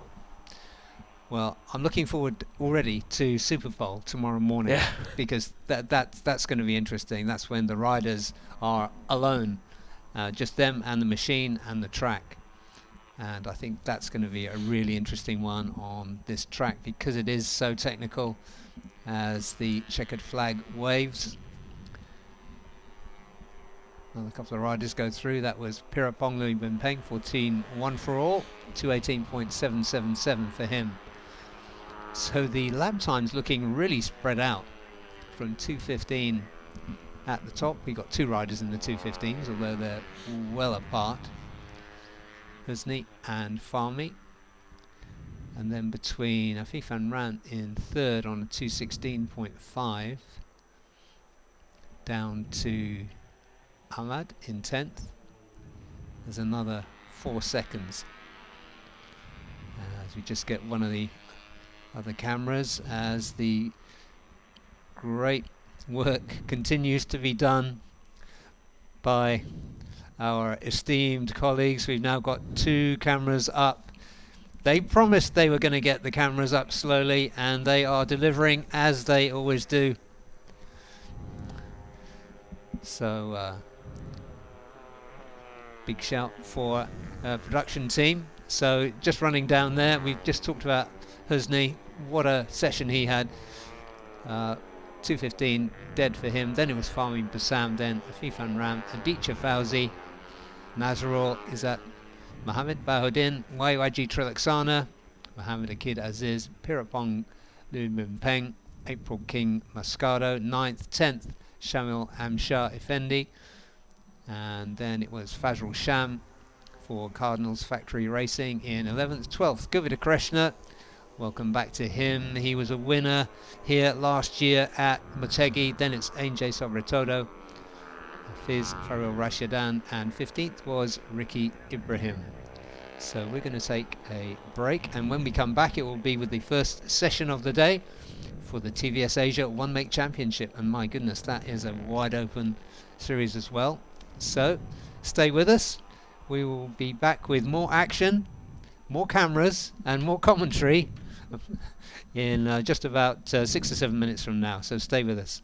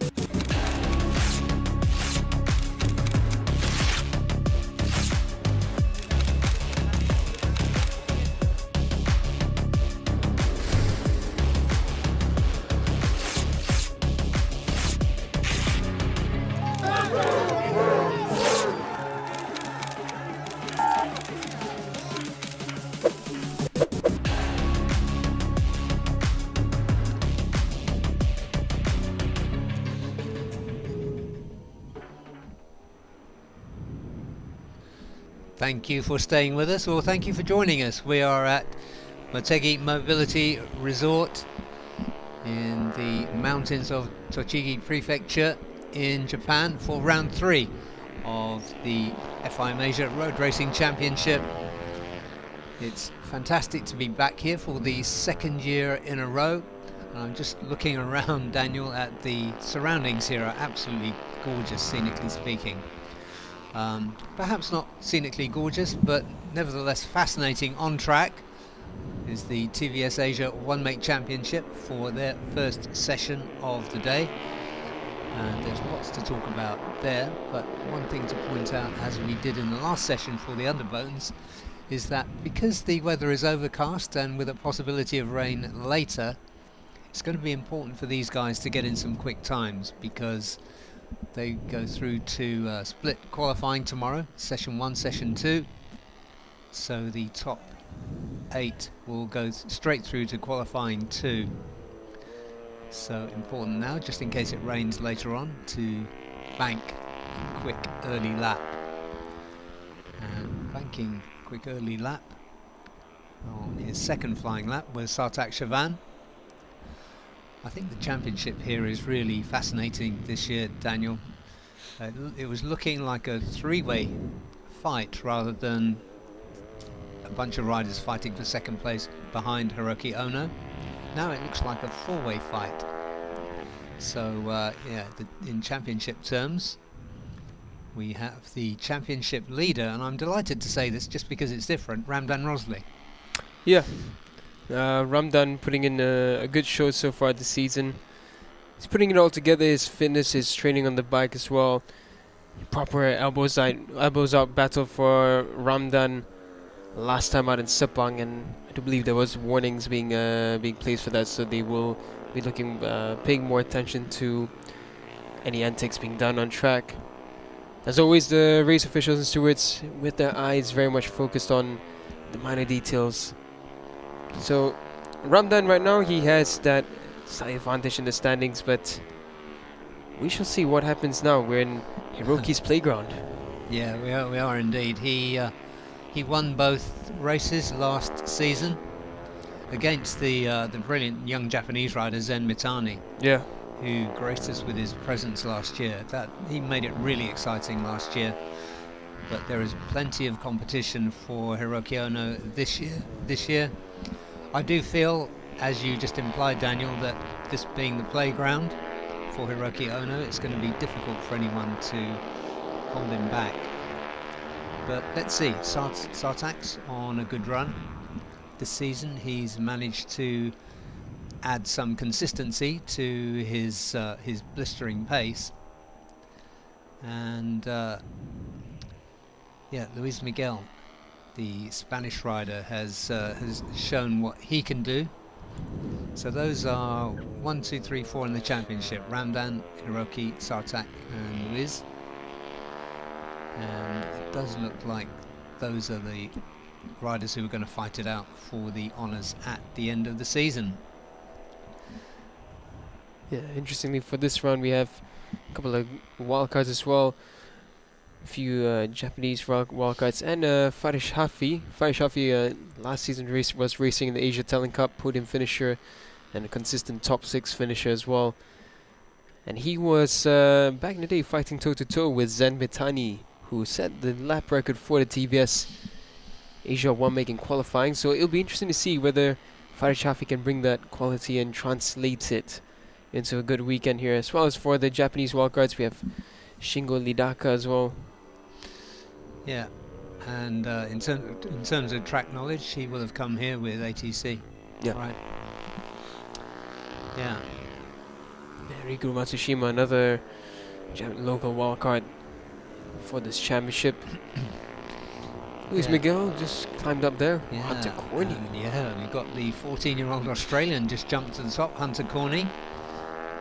If you've watched any racing in Australia, you will know the name Hunter Corney as a very fancied young rider coming up. He's just 14 years old.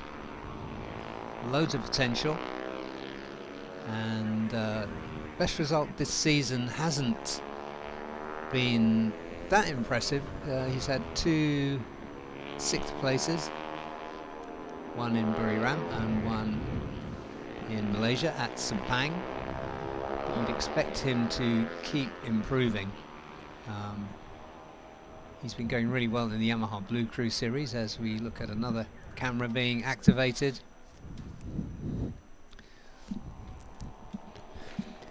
Yeah, I was just flipping on the screens because I saw someone gone off there, and then we do have a bit of extra footage which we found, and just not sure who's gone off, but he's gone back on the bike, so that's good to see. Yeah, we do have the camera currently on turn 5, and if we were to pan to the right, we would see the tunnel between turn 5 and 6.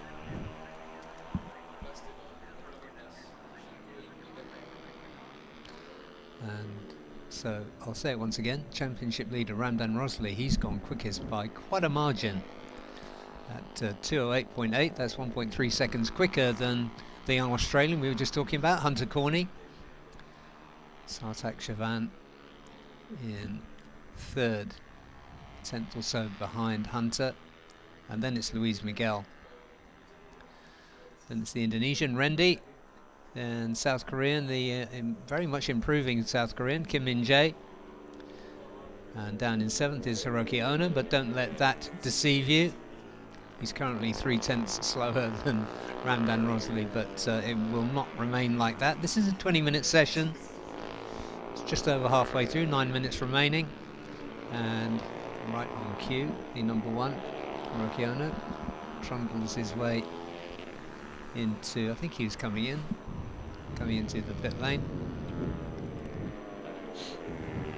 Yeah, Luis Miguel doing well so far. Mind you, Luis, he's not far at all in the championship. As you mentioned, the top 4 still very much within a shot. And we are going back to Sepang in round 5, where Luis had a victory and a very good result in the other race.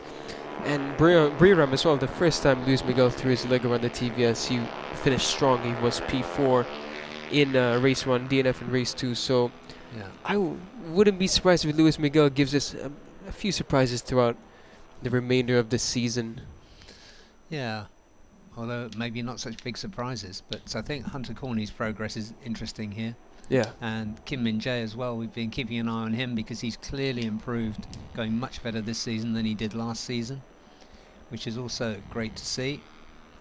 He's had a 7th place and 2 8ths, but he has been much closer to the front in terms of lap time, and we've tended to see him at the front of the second group. That's kind of been where he's gotten to so far. But yeah, let's see what the Japanese wildcards in this class can do. Riki Matsushima, Shingo Midaka, if I'm reading that correctly. And you might be able to you might have raised an eyebrow at Warapong Malahuan being on the timing screen there. He often comes out. He's of course the inaugural champion in 2022, and he raced in 23 and 24 this season as one of the busiest people in the paddock, because he is the project leader here, and this project has gotten bigger and bigger. He also has his own racing school back in Thailand. So he is a rider coach here, but he does come out in free practice to see exactly what's going on so that he can give some constructive tips to the riders here, because there are quite a few young teenagers here. Hunter, we mentioned, is 14, so is Nixon Frost. And Farish, you said, Daniel, is 16. Yeah, so there's some really exciting young riders mixing with the senior riders, like, of course, Ramdan and Hiroki Ono.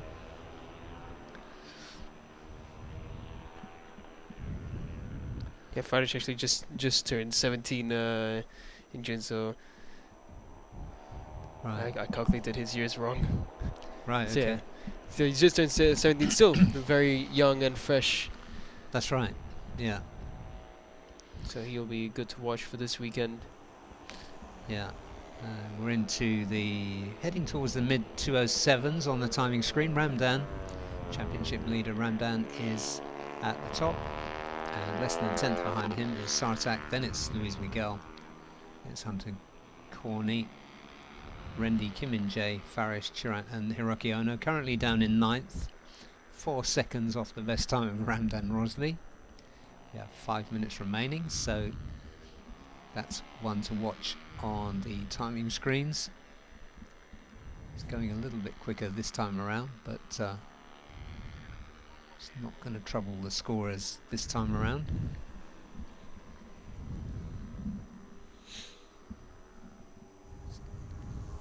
Two more riders come across the line. That's Luis Miguel and Riku Matsushima. Shingo Midaka just back in pit lane now after his runoff in the last chicane. Sharant Vishwanath, big improvement there for him. Goes up into 5th with a 209.4. currently running away with it are the top three: Ramon Rossi, Sartak, and Luis Miguel. Hiroki Ono. Yeah, Out he's of just nowhere. jumped up to 4th. The little monkey, we knew he would. Fantastic, Hiroki. We knew this would be the situation. He's comfortable here. Ramdan has just done the fastest lap though, 2:07.008. Wow, that's a big improvement. Yeah. He just edges ahead of Sartak there by a 10th. Yeah, Ramdan knows what's coming. Yeah. So it's good work from him. Very good work. Luis Miguel improving there through sector 1. Hiroki as well. Hiroki nearly equaling Ramdan's best sector 1 from the previous lap. So I think Hiroki's gonna have a jump into the very low 207s, if not into the higher 206.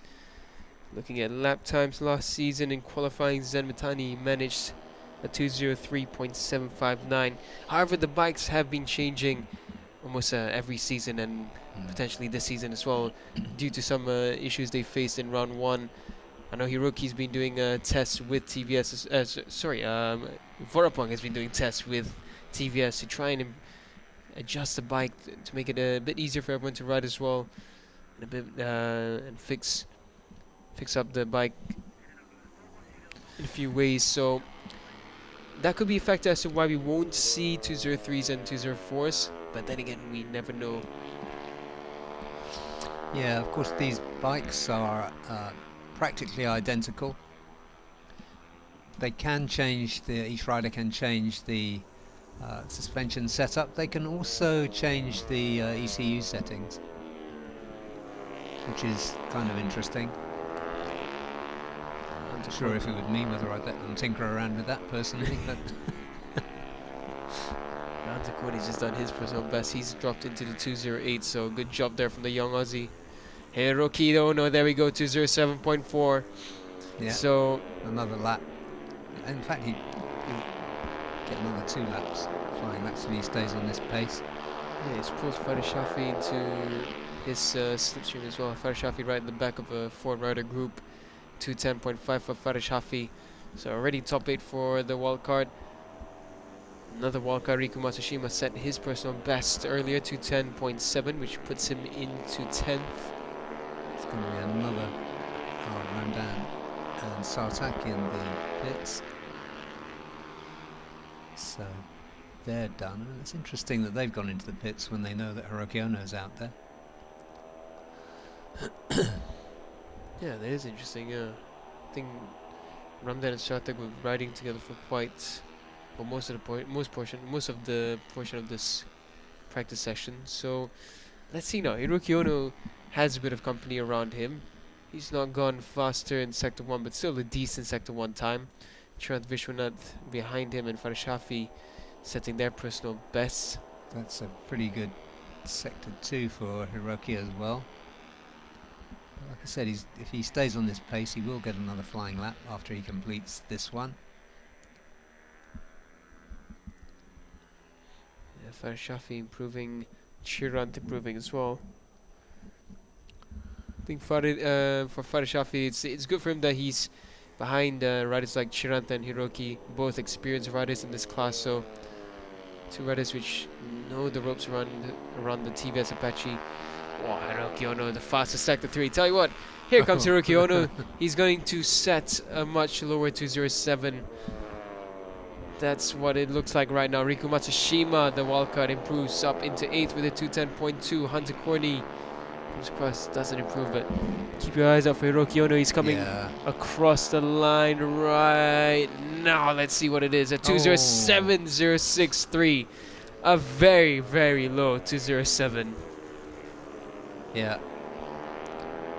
And looking at the top speeds, checkered flag out is now, so Hiroki is on another fly. I assume he's on another flying lap. Ramdan Rossini's just going to have to watch.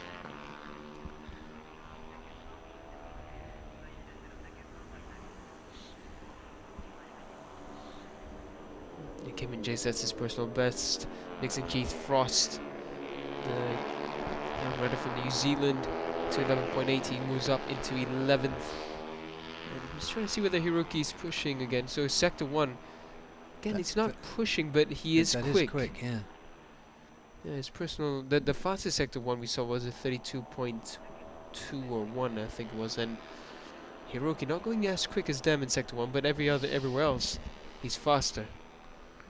Hunter Corny now improving through sector 2. Yeah, Ramdan is still out, but he's not going quickly. That's Hiroki's personal best through sector 2. That's a really fast one. So this could be a 206 coming in from Hiroki, and 206 will put him on top. Yeah, I'm not as good at predicting lap times as you are, Daniel, from the timing screens. My maths just isn't that good, but I think Hiroki Ono is going to just break into the 206s to plunge the dagger into the heart of those who would threaten his dominance. Ooh, sector 32.5. Yeah, sector That's 3 he's lost a bit of time. It's still quick. Still good, yeah. It's just for him, by his standards, you would think he can go a bit faster, but still very fast laps being set by Hiroki Ono, and just looking for the red helmet of the number 1, and there he is. He exits from the last turn, and he comes down the grid, across the start-finish line, 206.916, despite no fast sector except an improvement in sector 2 and the fastest sector 4 of the session. He has clawed back at least half a second in sector 4 because he didn't go much faster than his previous lap in sector 3 or sector 1. And that's it, and he did it. He got into the 206s at the very last time around, leaving nobody any possibility or opportunity to respond. So that's the Hiroki Ono that we know, love and fear.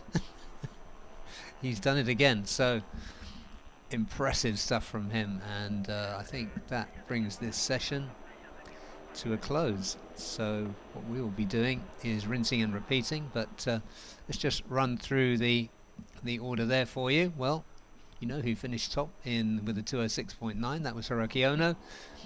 After him, championship leader Ramdan Rosley, and then it was Sartak Chavan, Hunter Corny. Really good session from him. His best time was a 208.8. Then it was Luis Miguel, then Rendi, Chirant Vishwanath, Riku Matsushima was 8th, 9th Farish Hafi, and then it was in 10th Kim Min Jae, Nixon Frost, the New Zealander, then Owen Sundar, Leandro Paredes from the Philippines, then Shingo Hidaka, and I don't see any time recorded for Warapong. I don't think he wheeled out in that session. We might see him again later today, but those are your results for the first of 2 sessions for TVS Asia 1 make.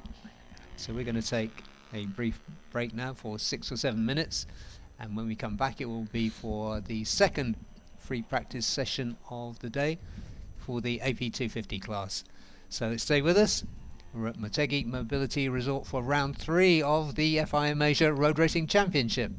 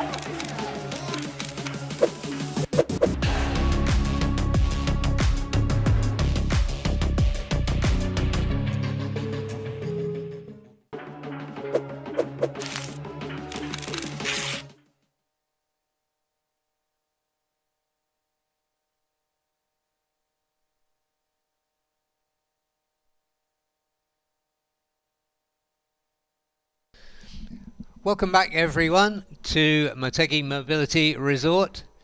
We are in Japan for the third round of the 2025 FIM Asia Road Racing Championship. And a quick reminder, if you've been watching, you will know already, but the reason that you can see timing screens and the commentary box is that due to some really unfortunate shipping delays, a lot of our equipment didn't arrive until last night.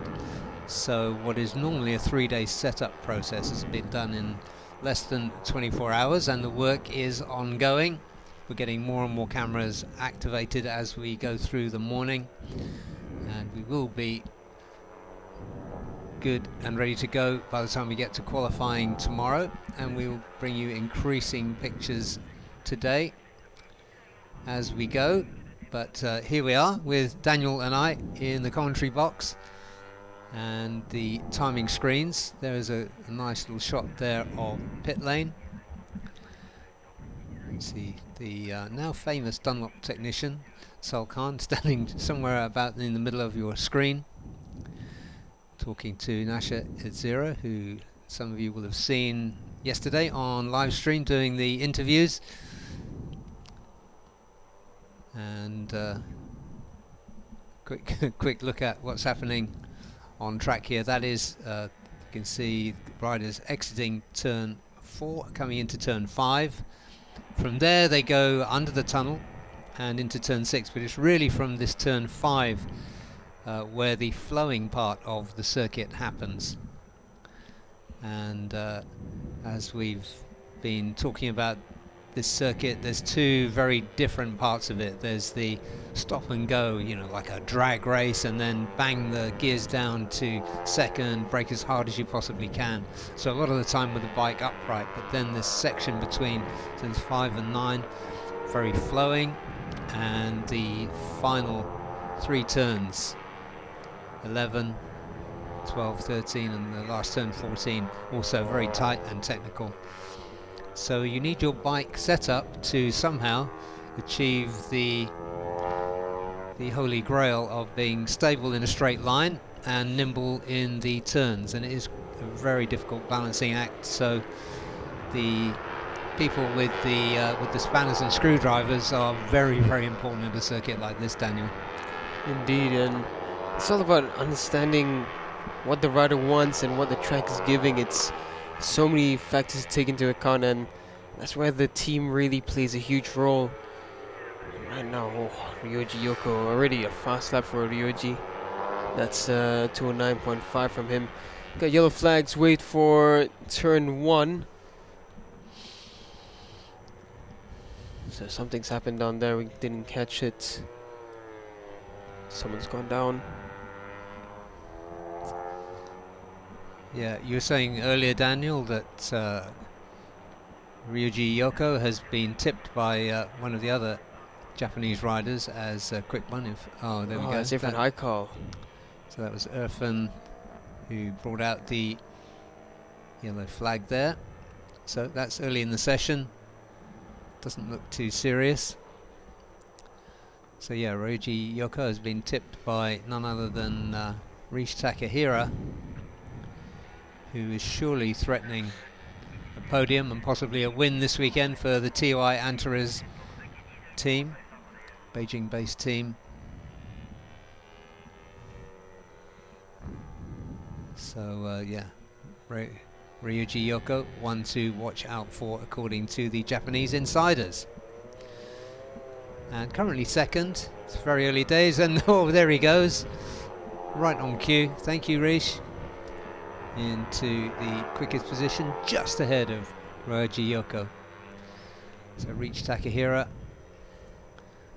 As I said, for TY Antares, this is a point I always watch closely, Daniel. It's about how regulation makes the competition as good as it is. And Rish Takahira, TY Antares is a very, very well organised team, no question about that. But they're not factory supported, like some of the main rivals, the ones you'd expect normally to see at the top of the timing screens and on the podium. So the regulations have been really carefully worked out and adjusted as we go. to make sure that number one, the privateers can be genuinely competitive, and number two, that the three different manufacturers that we have here, Yamaha, Honda and Kawasaki, are all on level terms, because those are also three very different bikes. Sorry, my eyes just lit up there because Chandra Hermawan has just done a 32.8 in Sector 1. That was the fastest Sector 1, and then suddenly Murabil Vitoni a 32.5, so Murabil was fastest in Practice 1. Could be on course for a very low 209, and perhaps if he continues on, well, it's going to be another 208. Yeah. RB now as well, another good Sector 1 from RB. Yeah, it's been a really good debut for Murabil Vitoni, stepping up as one of the blisteringly fast Underbone riders into 250s for this season. He's had 2 P4s, a podium and a win. I safely predict are coming this season in this category. And as you said, Daniel, he was quickest this morning. Number 14, that's Kevin Kintal for Idemitsu Honda Racing India, just coming out of pit lane. I was saying that as though you can see it, but but you can't. I do apologise, but he was exiting the pits. And also exiting the pits is Galang Hendra. Galang, good to see him in championship contention. Currently sitting third after a string of good results, including a podium last time out in Sepang in race 2. What have you seen, Daniel? Murabil fastest Sector 3, and he's coming across the line right about now, and there we go, 208.5 for Murabil, and Ryota Ogiwara 208.6. So the lap times are going quicker and quicker. 208.4 was the fastest from the previous session. Ryota, his personal best of the weekend so far. So Murabil once again at the top of the timing screen. And RB as well, yeah, 208. Yeah. Look at these wild cards. Ryota, Ryoji Yoko, Rintaro Takemoto in 9th. So yeah, they're really they really threaten. And last season we had wildcards on the podium in this class. We had Ryota, who's for Sanwa Racing Team.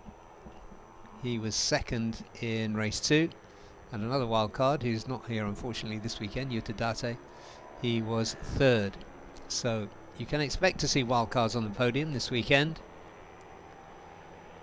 But yeah, that was another good lap there from Murabil, who is really impressing in his debut season. Yeah, I like seeing Murabil on the 250s. I think it suits his riding way better than with Underbones before. And yeah, credits to LFNHB 969 for bringing bringing their team, expanding it into the 250 class, and for developing the riders in such a great way. Yeah, I mean, it's an amazing thing in terms of selecting your riders. How do you, out of such a quick bunch of Underbone riders, how do you think, right, he's the one that's going to go well in 250s? And that is real management skill in my opinion. Yeah, because if you look at performance last season, Fahmi Bassam was the champion, so you would have expected Fahmi to take that step up, but it seems that they just had a feeling Murabil would get quickly acquainted to the 250s, and he has done so. It's really the right step up. Fahmi still contesting for the championship as well in the Underbones. Yeah, it's just sometimes you see it. I mean, going back a few years, the jump that Azroy made from Underbones into 600s, everybody was, whoa, that's a big jump, but he immediately made it work.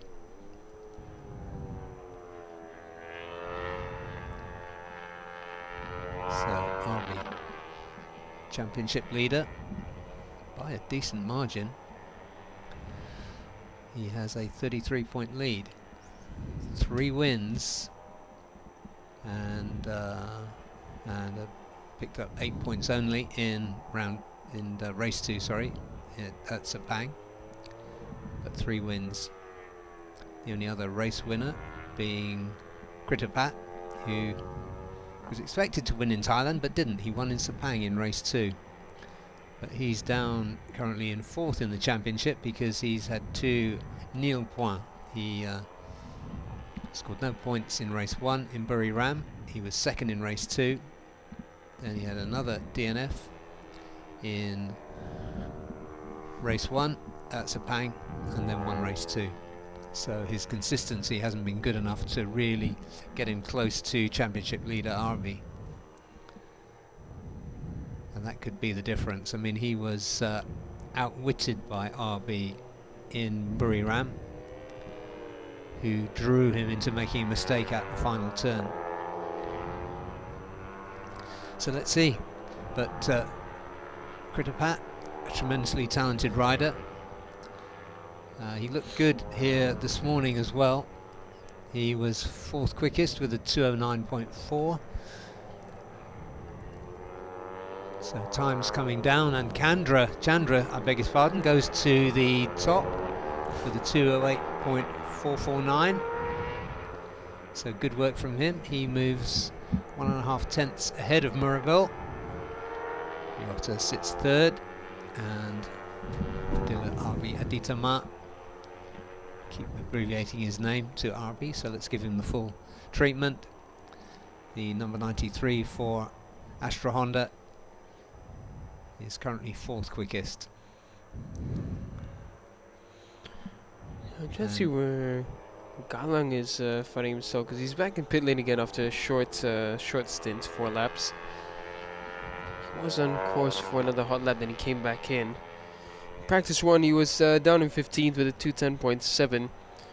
So Galang still trying to make those adjustments. Again, it's a new team based in his hometown, so they're trying to still find a lot of things. They started the season very well, however. I mean, Galang, with his experience, his skill, really is carrying the project lead and trying to find what they need. I think Motegi poses a new challenge for them. It's just a mix of the flowy turns and the super hard braking stop and go areas. It's a big test for the bike setup. It's a big test for the riders as well. So I think maybe not yet, not in practice 2, but by practice 3 we should see Galang contesting the higher positions. Yeah, one of the replacement riders coming through well, Fadil Musyavi. So that's interesting. He's currently in P5, just been pushed down into P6 by Kritapat. Yeah, he's improved on his previous time as well. He was 2:09.6 in practice 1, 6th place at the end. So currently sitting 6th place once again, but with 5 tenths of improvement. Yeah, Irfan Ardiansha down in 9th. But I really like the form of Irfan that we've seen so far this season. Running Cure for Nadiansa just coming up for his 2nd run. Yeah, he's been good. I think this NWN SCK team really have packaged the bike well for both their funds. And for Adiancha as well, he's running in the Malaysian Championship as well as the Mandalika Racing Series, where he's been performing well. He's consistently on the podium, battling for victories. Yeah, 2nd in the championship, 1 podium appearance, but finished, decent points in all races. So he's got 50 points to the 83 of RB, who has that hat trick of wins.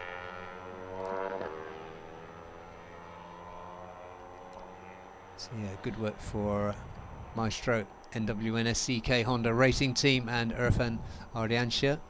I was really happy to see him back in the championship because he does bring some excitement. There always seems to be something happening when Irfan Ardiansha is on an AP250 machine. Rintaro Takamoto, one of the wild cards or replacement riders, is in 10th. Let me just check what I'm saying here. Rintaro is wild card. Yeah, another strong showing from the local Japanese wildcards. Ryota, of course, we saw last season, and he really did put on a good show. Consistently fighting, again with the same outfit as well, Sanwa Racing Team. Intero Takamoto for the Uma Racing Akeno collaboration. Started this session off quite strong, but he's now been pushed down a little bit, down to 10th. Hikari Okubo, 13th for Sanwa, his teammate to Ryota Ogiwara. And Kotaro Togashi for SDG Harpo, replacing Jacob for this round. So SDG, they have a busy week for them. Usually we see them in the 250s and the thousands, but they have a rider in the 250s, a rider in the 600s, and a rider in the 1000cc class. So properly locking out. Yeah, that's really good to see. Through the window we can see Murabo Vitoni going out for another stint with 11 minutes left on the clock for this session.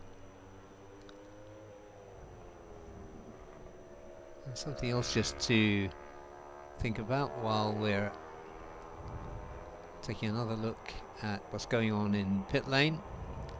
It's busy and bustling as ever, but what I was thinking about, Daniel, was the Kawasaki's here, because of the weight and the hard braking that they have to do. Yep. So you spoke briefly with Aiki Yoshi in pit lane. What's your opinion? I'm seeing a different Aiki Yoshi in pit today. Like, usually, well, for this season at least, he's been looking a bit disappointed with how things were going, but he seemed very, very positive for the struggles he's facing. And I think that just tells us that Aiki believes he can carry this bike into a good result, because even though they will struggle with, as you mentioned, with the braking, with the power, but Aiki, he has a way about Motegi, and I think we should see a decent weekend at least from Aiki. Yeah, certainly hope so. Because we really want that Kawasaki to be on real level terms with the Yamahas and the Hondas here. Because last season we saw moments of brilliance from the Kawasaki and Aiki, and yeah, we understand that they are carrying the rev gun, and that's due to it being able to rev much further through the power band than any other 250 class. And of course, one idea we always thought is, what if they had a couple of extra RPM to balance it out once again? Sorry for my waving motion. That's just yeah, I was just going to explain that. Yeah, an unexpected guest in the commentary box. Yeah. But yeah, so maybe they could experiment with just a couple of thousand of RPMs more, but that could also mean that they have that big advantage down the straights. So it's tough. I mean, we have the officials who are always making sure that there's a balance being done, so everyone has more or less a level playing field. It's just this season has been really unfortunate for the Kawasaki outfit. Yeah. I noticed the bounce in Aiki Yoshi when you interviewed him, actually. Yeah, that's good to see. Yeah, it put a proper smile on my face seeing him smiling that much. I mean, it was nice to see that. And he ran out to talk to you. It wasn't like you had did, to yeah. drag him out of the pit box. I hadn't even invited him, and he just came right up, and it was good. So he's in a good spirit, and that's, well, as we always know, when a rider's in a good mood, that's when they're going to be at their very best. Yeah, absolutely. And that was a ragged lap, I think, from Calvin Kintol. He had track limit warning at turns 5 and turn 11. So he probably needs to come in and have a little look at that Honda. Rish Takahira. Good lap from him. He's back up into second, just 4,300 slower than Chandra.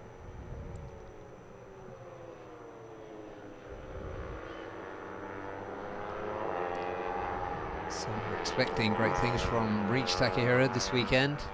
Yeah, Sector 1, 32.5 from him, so 32.5, that's a rapid one from Reach Takahira. He's going to go push on for this. Let's see whether he can find those better lap times. Anima Mafali's just come across there, still running in 15th.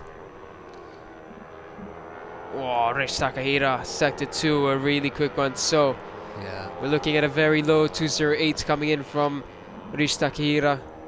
we've seen 2 P4s and 2 pieces of bad luck so far this season for Reach Takahira. So is his luck going to turn at his home race? Let's hope so, because it's good to see these privateer teams coming through and messing with the factory supported teams.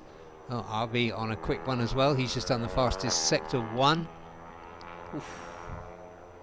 That was a decent sector 3 for Reach as well.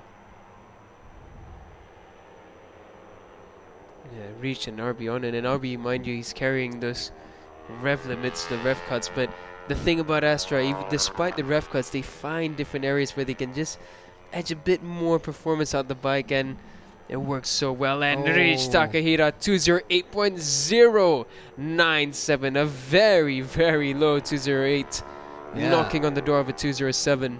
Yeah, that was a convincing jump to the top of the timing screens. He's now 0.35, quicker than Chandra, who was at the top for a fair old while then. Ooh, poor old RB, he was on a really hot one, the fastest sector 1, and sector 2 he's either made an error or ran into traffic, because he's lost about 2 seconds there. Yeah, qualifying times we saw last year were 2:07. The conditions were probably a little bit warmer than this. It has been really hot in this part of Japan, but today not so much. Yeah, this is the lowest temperature we've seen in Motegi for the past couple of weeks. It was hovering around 31 to 34 degrees Celsius all through July. Yeah. It was on average 4 degrees hotter around Japan. Yeah. So And currently 24. there we go. So yeah, that's a nice temperature for Yeah. riding. I think it's going to put the bikes in the perfect working conditions. Speaking of perfect working Here he conditions. comes. Reach Takahira. Yeah. Just done the quickest sector 2 of the session. And a decent sector 1 as well. He's Yeah. only off his best by a few thousandths. So Rich Takahira, will he deliver a 207? At this rate currently, it is likely. Sector 3 this time. It's a good sector 3. His personal best. 207 by Rich Takahira could be coming very shortly. RB on his next flying lap, 32.7 in sector 1. So not bad, but not as quick as he was on the previous lap. Rich Takahira, where is his TY Antares currently? Should be coming around the last turn right about now. Here he comes. I'm not sure if he's running his race colours, or sometimes they run. Sorry, he has come because Right. that was him just now. That's Oh, a 207.9. So yeah, you're right. It was the black fairing that he Yeah. had on. So 207.972 from Rich Takahira. He's the first to break into the 207s. Great work. Then we have another great view there of the freshly cut grass by the Mobility Resort Yeah. Motegi. This, yeah, we've said it a few times, but what a view that is of the mountains in the background, and it's so lush here. I was looking at the scenery around us. I hardly looked at my phone on the drive in. Yeah, It was just so good to see. Look around. I was on the opposite. I was busy recording the scenery I know that we you had. were, yeah. It's gorgeous around here. Yeah. So yeah, Reach Takahira for TY Antares Racing Team. Oh, he's going faster. He's got a 10th faster through sector 1. Rich is now on course for... it's a mid 207. This is going to be a mid 207 from Rich Takahira. This is rapid. Rich, again, this Motegi, it could be the turning point. AP 250 is not done yet. Rich Takahira might change the script here. Yeah, like we said, 2 P4s so far. It's only a matter of time before he puts that on the podium. And wouldn't it be good for him to do that at his home race? And Ryota also going well. There's another good sector 3 for each. That's his personal best. He was doing a 33.1 previously. He's dropped it down. Yeah, his top speed's good too. That bike really working well. Here comes Rich Takahira. I just saw him coming around the last turn there with his orange helmet. Rich Takahira, what do you have for us? Admit 207 perhaps. 207.5. There we go. 207.5 from Rich Takahira, the fastest sector 4. He's done it, and you've done it again, Daniel, by predicting the 27.5. Oh, it's like magic. Oh, but Rich Takahira, fantastic. my word. Yeah, Nearly a second clear. That's it. I can't say enough good things about that team as well. And the team is run by the number 40 here, Shenchen Zhang from Beijing, and what a great job he does of that. So we'll be seeing both those guys, a big group of riders coming across now, about 8 riders coming across the line. Yeah, Ryota Ogiwara's in that group. Hikaru. Yeah, he moves up. Yeah, up into P8, Hikaru Okubo. Ryota was on a decent lap, but lost a bit of time towards the end there. Here for Nadiansha, he's come up for a second stint. He's coming across the line right about now. Irfan Aikal came across first. Irfan Nadiansha. Yeah. And just trundling out of pit lane is Kritapat Kenkun. He won't make it in time for that. So I'm not sure what he's probably just going to check out some changes that have been made. He's currently sitting in 6th. It's a quiet day for Izamikma. He hasn't found his setting by the looks of it.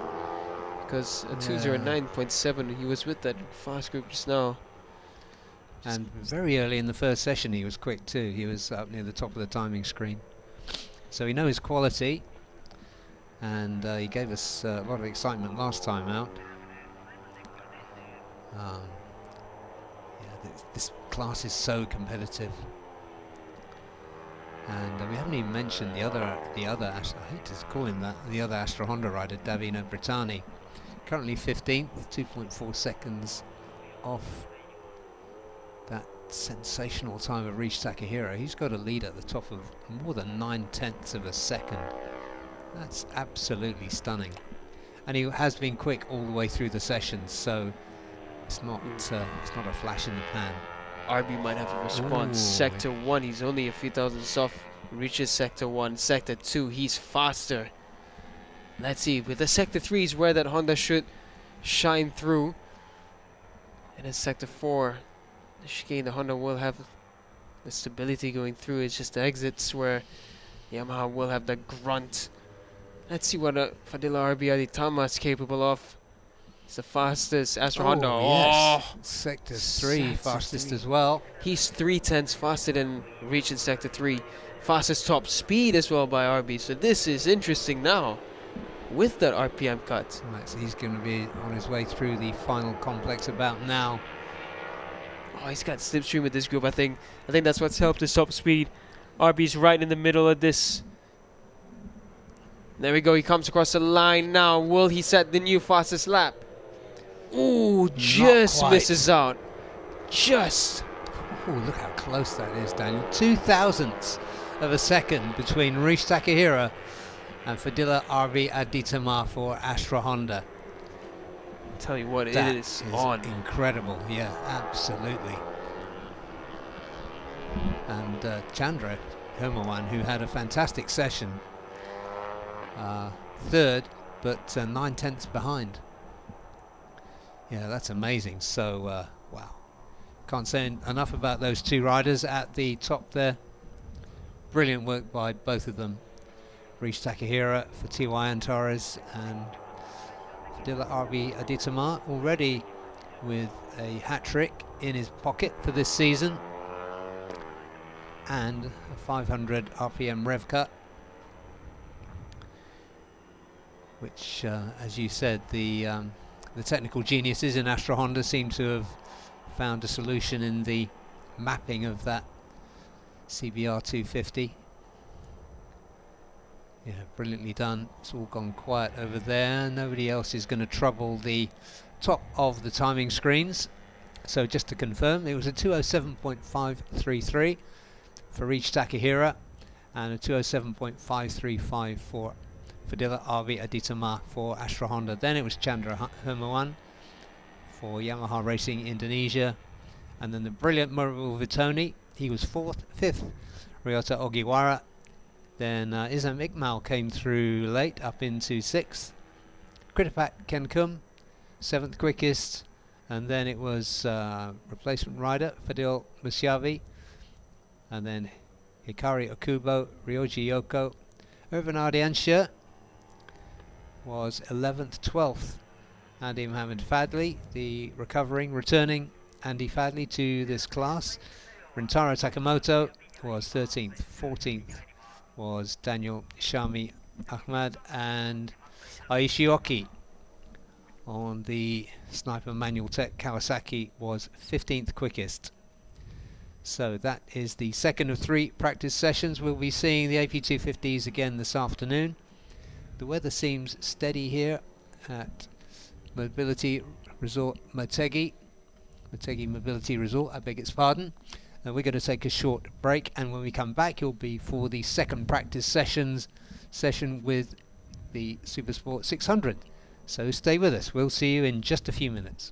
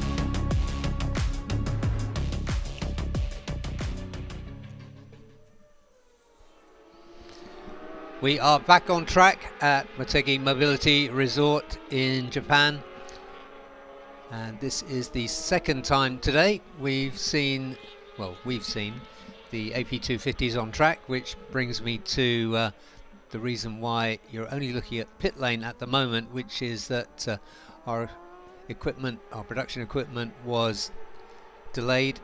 The shipment was delayed, only arrived last night, so we don't have the usual number of cameras in place and wired up as we normally would. So you are with us here in the commentary box. Daniel is currently out hunting for stories, but on your screen there what you can see is the exit from turn 4, and that right hander there these riders are going through is turn 5. From there they go through the first tunnel up towards turn 6, and that is the start of a flowing section of this circuit, which is otherwise pretty much stop and go, and that flows around through to basically to turn 11. And turn 11, very hard braking, and then the longest straight on this circuit, 760 meters down the back straight, and then they plunge down, literally down because it's downhill, to turn 11, and then there's a very tricky technical section which you will see some incredible action at during the course of qualifying and particularly racing this weekend. So yeah, I think I said these were 250s a few moments ago. They're obviously not. They are 600s as these riders go through and complete their first flying lap of this second session of the day for them. And first time around, first flying lap, it was Adinanta Putra, the championship leader, who was the fastest, followed by his Astra Honda teammate Herjan Atner, and after them another Honda, Shafiruddin Azman, and then it was the Thai Honda of Tanat Longpliao, and then Soichiro Minamoto. Good to see him back on a 600 in ARRC. He was the 2023 champion. And then Reza Danica, the third of the 3 Astra Hondas, currently on the timing screen. And in championship terms, let's just run through the standings when I get them up. While they're coming up, let's talk about lap times. So what you've seen is late 155 for Adinanta qualifying last year, which was in probably slightly better conditions, 153.2. So lots of scope for that to improve. Track conditions were warmer and brighter. Just to tell you about the weather, it's been pretty stable since this morning. There is a risk of rain this afternoon, so it's important for these riders to get used to these dry conditions. 24 degrees outside. We'll just watch a whole bunch of riders go through. Fastest lap again for Adinanta Putra, and moving up into second is Karoladin Pawi, who's had a quiet start to the season by his standards. Currently sitting 5th in the championship, only one appearance on the podium, which was a second in race 2 at Sepang about 5 or 6 weeks ago, but he looked pretty strong and had good pace in the first session.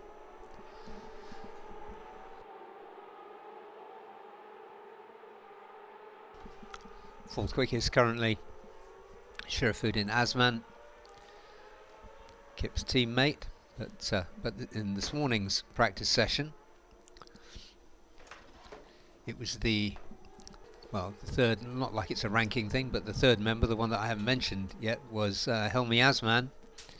He was impressively quick this morning, finished on top of the timing screens, just a smidge quicker, a few hundredths quicker than Wayu Nugroho, who had the best practice session we've seen him in ARRC, and he finished second. So their times were in the late 154s, 154.8 for each of them.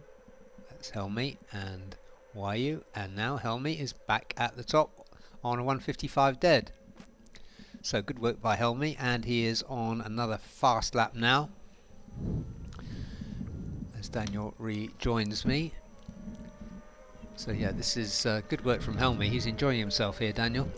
Yeah, he's looking really on top of the game, and right now he's on course for another 54. He was the only rider in the 54.8s aside from Wahid Groho. Sector 3 a bit slower this time from Helmi Asman, maybe.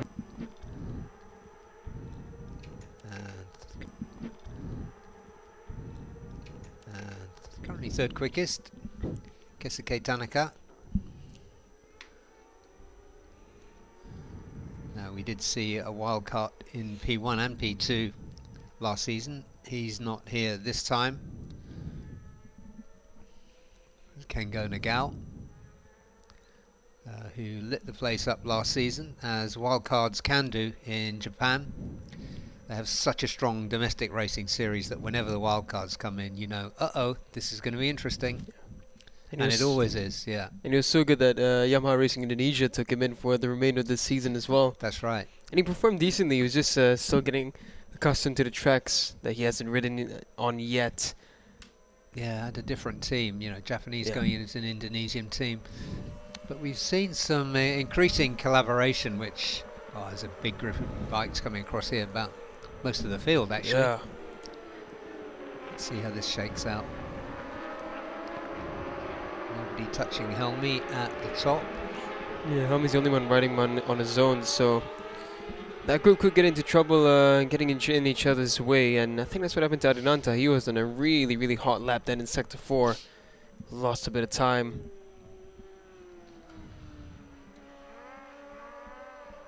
Yeah, just coming back to Keisuke, wildcard in for Nitro Ryota Racing. So good to see him getting amongst it. Currently in the pits.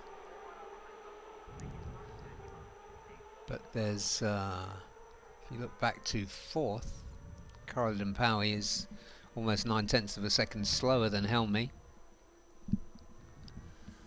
I mean, they're really spaced out, those three Idemitsu Honda Malaysia Racing riders. Helmi in P1. Carl Idampaui in P4, and P9 is Sherifuddin Asman. 154.9 for Helmi and 156.2 for Sherifuddin Asman, or Demok, as everybody in Malaysia knows him. Yeah, looks like Helmi's backing off from this lap a bit. He slowed down completely in Sector 1, so he might be coming in for a setup adjustment. They do have time for that, so just under 18 minutes left. And yeah, that big group, you can see there in Sector 1, Sector 2, they improve, and Sector 3 and 4, they just start to bunch up and I think get in each other's way. They come across the line now. Let's see if anyone makes any shifts. Jakipad goes up into 14th, but Anupap makes the biggest jump. He's up into 3rd now, Anupap, 155.7. So Anupap has entered the chat. That's good, because we were wondering what was holding him back in the first session.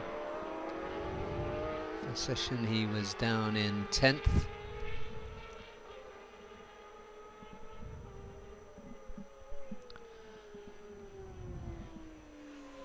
Yeah, I think Anupap was just I think Sector 1 was really the practice one was really the test for everyone. Just to get that base set up, and now in practice 2 we'll start to see those setups either improve or go backwards altogether. For now, for Anupap, it's working well. For Helmi, looks like he's a bit unsettled with his setup. He managed to do 2 quick laps, and then now he's just unable to really get the bike how he wants it. Keisuke Tanaka doing a good job in this session, but he's back into pit lane. The interesting thing is the Japanese riders, they're quick to really make some big adjustments. I saw earlier the Kawasaki is completely changing the spring rate for the forks. Yeah, there was like about 6 mechanics around that machine as you walking past it. Yeah, it's down to, well, again, they ride with different tires previously, so the character of the bike will change because of that. So they're making big adjustments, big steps forward, and it could really pay off. Keisuke Tanaka now, top 4. Yeah. He was down in 11th, mind you, in practice 1 with a 56.3, so he's improved by just about 7/10 of a second.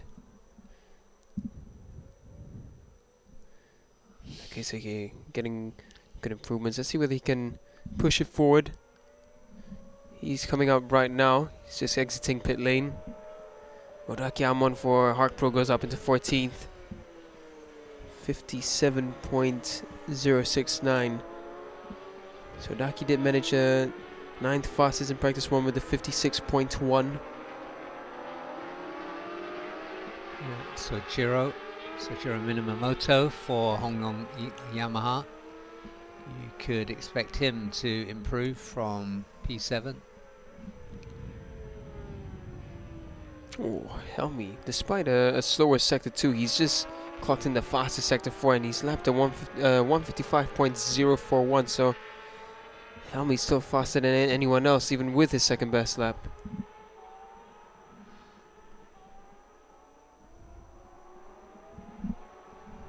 Interesting as well that there's some really quick riders who are well down the order, like the 2 Honda Racing Thailand riders, Chakrapat Pudisan and Kitsadar Tanachot, down in 16th and 18th. And Ferozi Torakatula for Yamaha Racing Indonesia, a really class rider, rookie in this series, but we know his quality. Second in the AP 250 Championship last year. He's get out fly as he improves in this class, but I really want to see him come through strongly for Rosie. I mean, in this session. So it's all gone quiet out there, Daniel.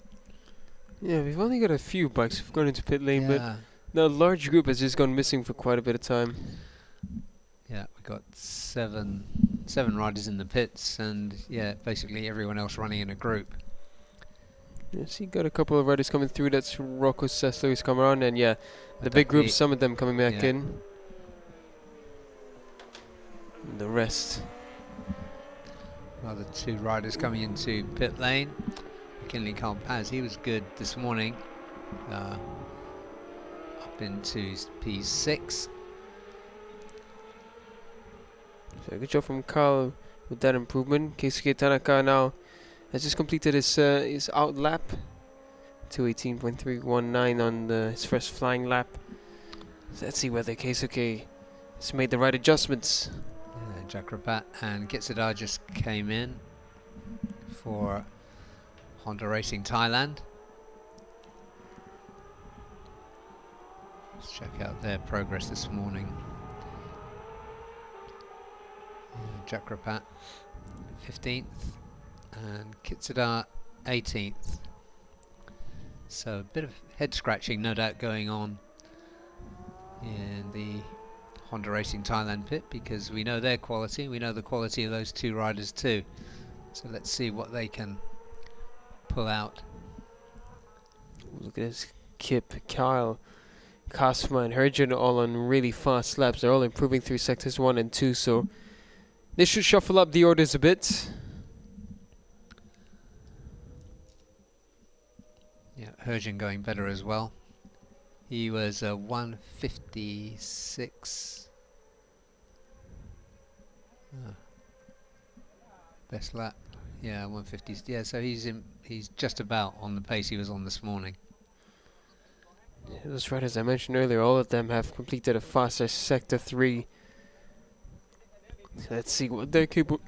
Let's see what they're capable of on this lap. Yeah, Anupab going well too. Yeah, just 0.132 slower than Helmi.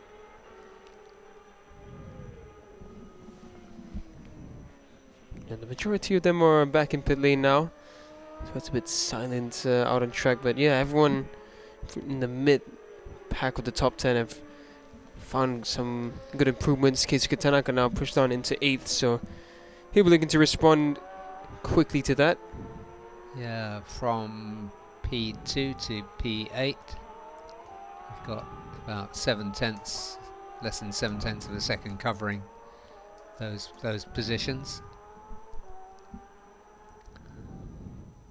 So yeah, it's tight, but the riders, most of the riders below them, including Wayu, so Chiro, Damok, Tanat, Razor, all of those should improve really. And further down the order, Jakrapat and Kitsadar need to come up too.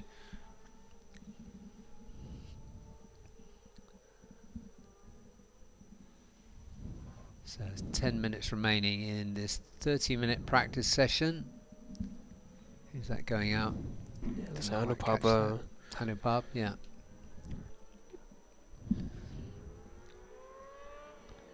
So yeah, it's official on the screen. Anupab out of pit lane. Yeah, I just saw Wayu, yeah. This is such a good commentary position. Yeah, we got a great view of them exiting from the front, from the last turn, and we got a view of them coming in and out of the pit lane. It does give some really helpful insight. Sometimes it's good to be up in the clouds, as we are at places like Buriram, Yeah. and where else are we very high? Buriram's the highest. Yeah, Buriram would be the You highest. can see almost the whole track. It's Yeah. just part of turn 1 you can't see. Kazma's in. And so is Kyle. Yeah, Kazma and Kyle have been working together really well. I think they've done a lot of bonding. They had a Yamaha event that they attended together in the Philippines, and I think Kyle and Kazma really bonded and gelled well. They've been working together well ever since round 1. Actually, you could see that there was good chemistry between the pair of them. So I think it's a good. Yeah, they're both quite ebullient personalities, Yeah. aren't they? They're just they are. like, you can see the energy just kind of bursting out of them, and Yeah. the sense of fun that they both have. So I can see how that would have worked out. Indeed. Yeah, that's good.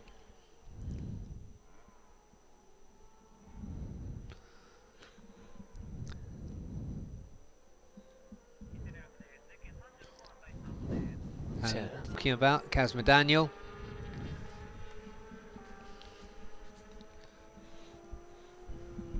Yeah, you can see Mr. Sakan and Mr. Kentaro Kobayashi just having a few words there, discussions. I think this would be an interesting round for them. They were probably coming into this expecting warmer weather, and then now it's delivered. Temperatures that are more or less about 5 to 7 degrees Celsius cooler than what was predicted. Yeah, I mean it has been. Than what was predicted. Yeah, I mean it has been really hot in recent days in Japan, but these conditions are a lot cooler, and cooler than I remember last year. So just under 7 minutes remaining in this session. Helmi number 1. Helmi number 1. McKinley Karpaz number 2. Adananta Putra, championship leader. Number 3, Kazma Daniel 4, and then it's Kip, Herja, Anupab. Lots of riders here we've just named, and others we haven't, going to be looking for improvements. Slightly improving has been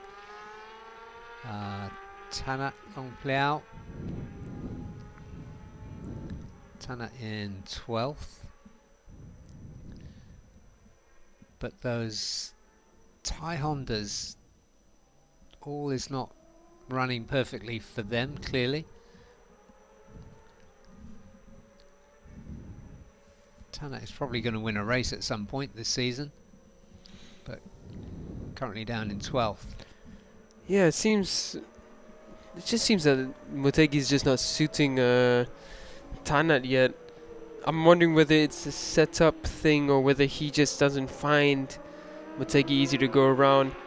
When I had a chat with Azan Shah yesterday, Azan was telling me that he doesn't really like riding here, and just the layout to him, just he struggles a bit with it. And he said last season he was really fighting the bike the whole way through. He just couldn't get it to do what he wanted, but still came away with a great result. So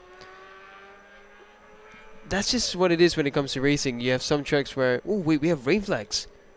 We have rain flags at turn 1. Yeah, we do. Well, we said there was a possibility on the weather chart I looked at before this session began. It was showing rain expected at 2 o'clock. Now local time is coming up to 1 o'clock. It's not obvious here from the commentary box, just looking out the window.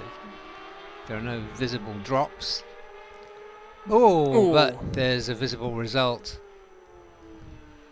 Wow. As so what you're looking at there is turns 12, 13 and 14, the last 3 turns. Yeah, you guys at home won't be able to see what's on our screens right now as we're just flicking through the CCTV, but the rider's just gone down that turn, well, from turn 13 and nearly went straight into the pit entry. So we can't tell who that is that's gone off there in the last section.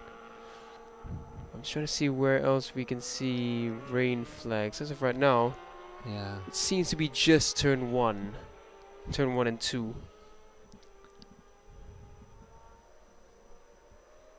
Yeah, nothing else. So the rough, that's Kip. Kip's gone off at turn 12 and 13. Yeah, I mean, conveniently, if you come off there, it's as you can see, or as we can see here, it's right at the entrance to pit lane. So he won't have time to come out again in this session because we're almost done. But not too much work for those guys to fix that bike. But yeah, you might as well come in. If the track's starting to get a little bit slippery, then we're right at the end of the session. You might as well just come in. Yeah, I'm just trying to figure out where else we might have rain. Turn 1 right now is, well, turn 1's rain flags have been removed. So yeah, I think it was just a light drizzle perhaps in certain portions of the track. But it does go to show that in the dry conditions, when the weather's threatening, you need to make the most of the track time for your setup. And in the case of the classes like TVS and Underbone, for whom combined times are important today, or in this series, then you need to bank some quick lap times early if you can. Ayuna Groho is out there. Rocco Sessler out there, still going.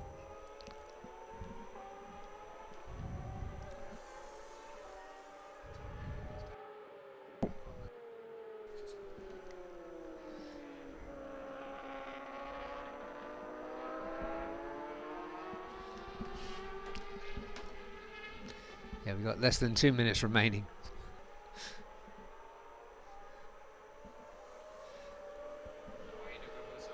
Wahyu Nugroho's on a really good one. Phelps has impressed me in this session again. In practice 1 he did a 155.4. Here we've got a 155 dead, so that's a significant improvement, and clearly the conditions aren't any better. Yeah. And the wind has picked up quite a bit. Just looking at the flags waving behind us.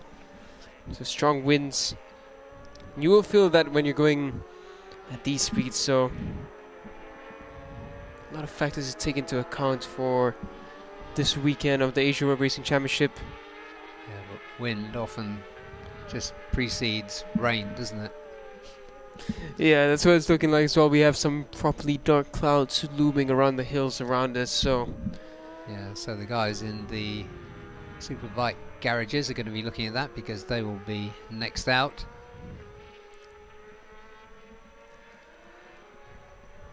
Going to change.